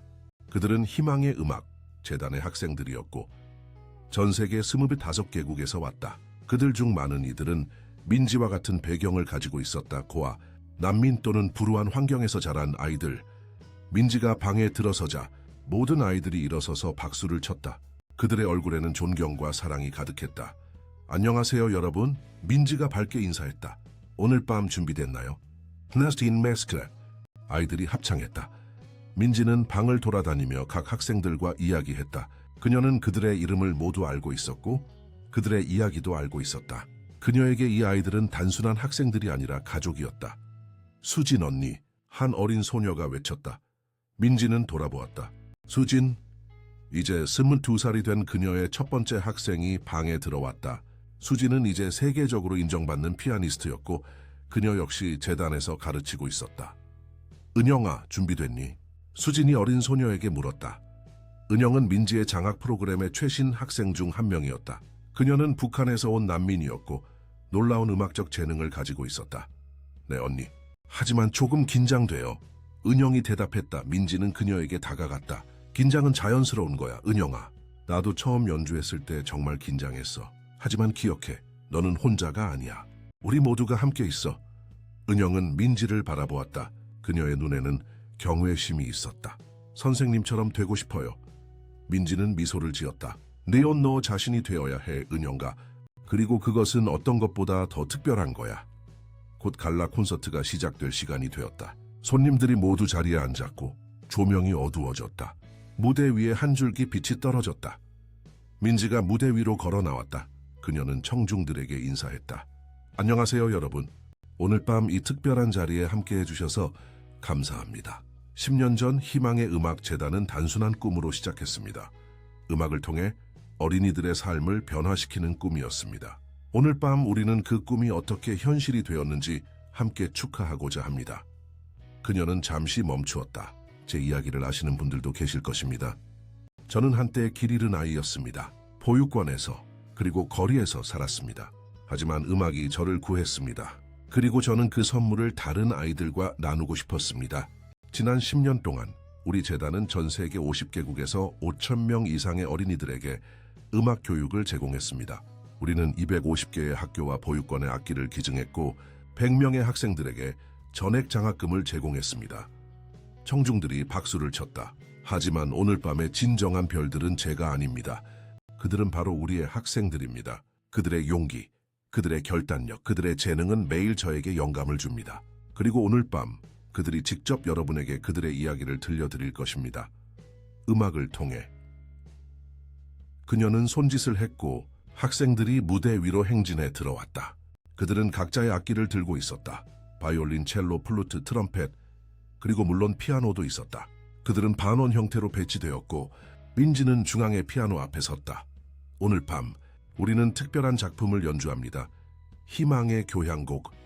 이 작품은 제가 우리 학생들과 함께 작곡한 것입니다. 그것은 우리 모두의 이야기입니다. 어둠에서 빛으로, 절망에서 희망으로의 여정입니다. 민지는 피아노에 앉았다. 그녀는 학생들을 바라보고 시작 신호를 주었다. 그들은 함께 연주하기 시작했다. 희망의 교향곡은 부드럽고 조용하게 시작되었다. 민지의 피아노가 멜로디를 이끌었고 한 명씩 학생들이 합류했다. 각 악기는 고유한 목소리를 더했고 함께 아름다운 하모니를 만들어냈다. 첫 번째 움직임은 고독이라고 불렸다. 그것은 외로움과 상실의 감정을 표현했다. 두 번째 움직임, 만남은 더 밝고 희망적이었다. 그것은 도움의 손길을 찾고 받아들이는 여정을 나타냈다. 세 번째 움직임, 성장은 역동적이고 도전적이었다. 그것은 어려움을 극복하고 강해지는 과정을 표현했다. 마지막 움직임, 희망은 순수한 기쁨과 승리의 축하였다. 그들이 마지막 움직임을 연주할 때 은영이 일어서서 솔로 부분을 연주했다. 그녀의 바이올린은 아름답고 맑은 소리를 내었고 그것은 마치 새로운 날의 첫 빛과 같았다. 마지막 음이 홀을 가득 채웠을 때 잠시 동안 완전한 침묵이 흘렀다. 그리고 갑자기 청중들이 일어서서 열광적인 박수를 보냈다. 브라보! 놀라워요! 감동적입니다. 민지와 학생들은 함께 인사했다. 그들의 얼굴에는 자부심과 성취감이 가득했다. 공연 후 갈라 디너가 시작되었다. 민지는 테이블을 돌아다니며 손님들과 이야기했다. 그들 중에는 정치인들, 기업인들, 예술가들, 그리고 다양한 분야에 영향력 있는 인물들이 있었다. 김 선생님, 당신의 재단이 이루어낸 일은 정말 놀랍습니다. 한 기업의 CEO가 말했다. 우리 회사는 앞으로도 계속해서 지원하겠습니다. 감사합니다. 민지가 대답했다. 여러분의 지원 덕분에 우리는 더 많은 어린이들에게 다가갈 수 있습니다. 그녀는 다음 테이블로 이동했다. 그곳에는 몇몇 정치인들이 앉아 있었다. 김 선생님, 정부는 당신의 재단과 협력하여 전국의 학교의 음악 프로그램을 확장하고 싶습니다. 교육부 장관이 말했다. 우리는 모든 어린이들이 음악 교육에 접근할 수 있어야 한다고 믿습니다. 민지는 미소를 지었다. 그것은 우리의 목표이기도 합니다. 우리는 기쁘게 협력하겠습니다. 밤이 깊어갈수록 민지는 잠시 휴식을 취하기 위해 발코니로 나갔다. 그녀는 서울의 밤 풍경을 바라보았다. 도시의 불빛들이 별처럼 빛나고 있었다. 서연이 그녀에게 다가왔다. 혼자 있고 싶니? 민지는 고개를 흔들었다. 아니요, 이모. 당신과 함께 있으면 좋겠어요. 그들은 나란히 서서 도시를 바라보았다. 자랑스럽구나, 민지야. 서연이 말했다. 네가 얼마나 많은 사람들의 삶을 변화시켰는지 알아. 민지는 겸손하게 미소를 지었다. 저는 그저 제가 받은 것을 나누고 있을 뿐이에요. 당신이 저에게 그랬던 것처럼요. 서연은 그녀의 어깨를 감쌌다. 내 아버지가 너를 보면 정말 자랑스러워 하실 거야. 저도 그렇게 생각해요, 민지가 말했다. 때때로 저는 그가 여전히 저와 함께 있다고 느껴요. 제 음악 속에. 제가 하는 모든 일 속에. 그들은 잠시 조용히 서 있었다. 이제 어떤 계획이 있니? 서연이 물었다. 민지는 깊게 생각했다. 재단을 계속 성장시키고 싶어요. 더 많은 나라로 확장하고 더 많은 아이들에게 다가가고 싶어요. 그리고 그녀는 잠시 멈추었다. 그리고 하얼시 음악 학교를 세우고 싶어요. 재능 있는 아이들을 위한 학교. 특히 불우한 환경에 있는 아이들을 위한 단지 음악 기술만 가르치는 것이 아니라 리더십, 창의성, 그리고 인도주의적 가치도 가르치는 학교요. 서연의 눈이 밝아졌다. 그것은 훌륭한 비전이야, 민지야. 그리고 넌 그것을 이룰 수 있어. 그들은 다시 행사장으로 돌아갔다. 밤이 거의 끝나갈 무렵 민지는 다시 무대에 올랐다. 오늘 밤 함께해 주신 모든 분들께 다시 한번 감사드립니다. 그녀가 말했다. 여러분의 지원과 격려 덕분에 희망의 음악재단은 계속해서 성장하고 더 많은 어린이들에게 다가갈 수 있습니다. 그녀는 잠시 멈추었다. 오늘 밤 저는 특별한 발표를 하고 싶습니다. 저희는 희망의 음악 아카데미를 설립할 계획입니다. 이 학교는 전 세계의 재능 있는 어린이들을 위한 곳이 될 것입니다. 우리는 그들에게 최고의 음악 교육뿐만 아니라 그들이 미래의 리더와 변화의 주체가 될 수 있도록 필요한 도구도 제공할 것입니다. 청중들이 박수를 쳤다. 이 학교는 10년 전 제가 처음으로 피아노를 연주했던 바로 이 호텔에 세워질 것입니다. 민지가 계속했다. 호텔 소유주들이 이 건물을 우리 재단에 기부하기로 결정했습니다. 우리는 이 공간을 음악과 희망의 중심지로 변화시킬 것입니다. 더 큰 박수가 터져 나왔다. 마지막으로 저는 이 모든 것을 가능하게 해주신 한 분께 특별히 감사드리고 싶습니다. 제 이모이자 멘토이자 두 번째 어머니인 박서연 선생님입니다. 모든 시선이 서연에게 향했다. 그녀는 겸손하게 미소를 지었다.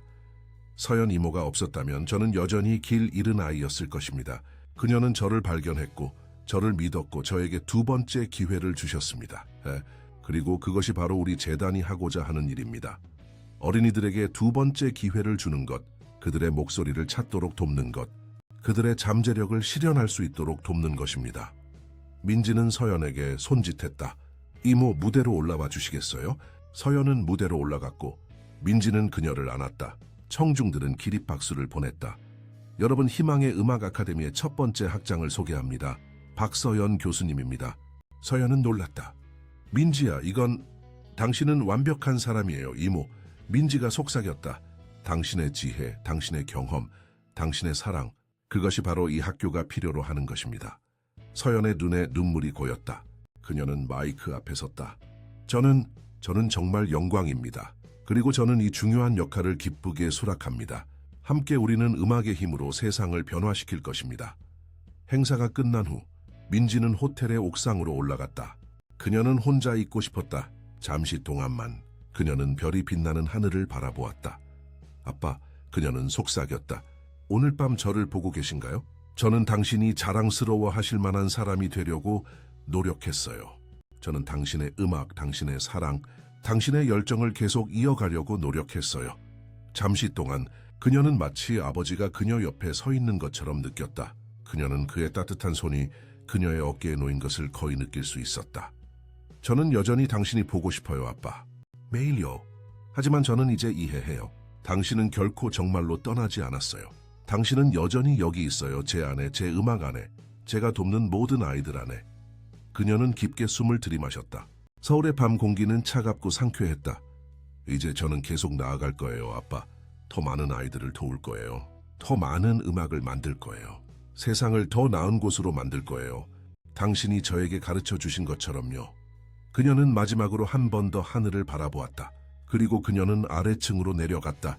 그녀의 학생들, 그녀의 가족, 그녀의 미래를 향해 호텔 로비에서 그녀는 작은 여자아이를 발견했다. 그 아이는 약 7살로 보였고 낡은 옷을 입고 있었다. 그녀는 호텔의 그랜드 피아노를 바라보고 있었다. 민지는 그녀에게 다가갔다. 안녕, 피아노를 좋아하니? 소녀는 놀라서 고개를 들었다. 네, 하지만 저는 칠 줄 몰라요. 배우고 싶니? 소녀의 눈이 커졌다. 정말요? 하지만 저는 돈이 없어요. 민지는 미소를 지었다. 돈은 필요 없어. 중요한 것은 네 마음이야. 내 이름이 뭐니?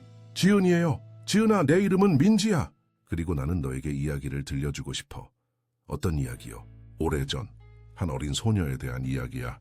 그녀는 길을 잃었지만 음악을 통해 자신을 찾았어. 그리고 그 음악은 그녀의 인생을 영원히 바꿔놓았지. 지은의 눈이 호기심으로 빛났다.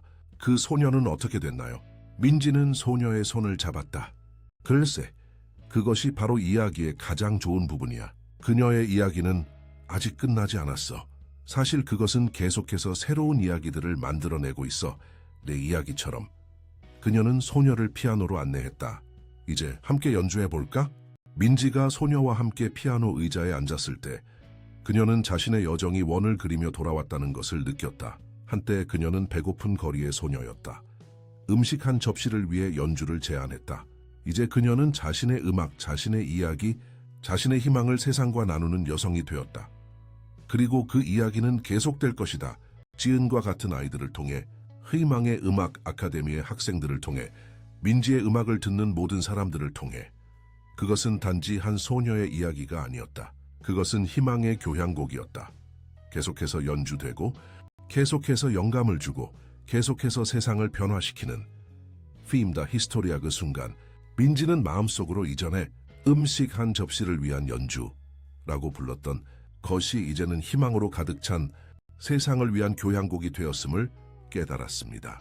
사랑하는 청취자 여러분, 민지의 음악적 여정이 여러분의 마음을 움직였기를 바랍니다. 이와 같은 감동적인 이야기들을 더 들으시려면 저희가 왼쪽에 준비한 특별한 재생 목록을 확인해 보세요.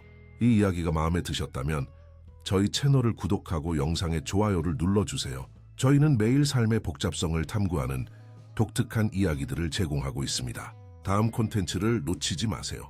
댓글에서 여러분을 기다리고 있겠습니다.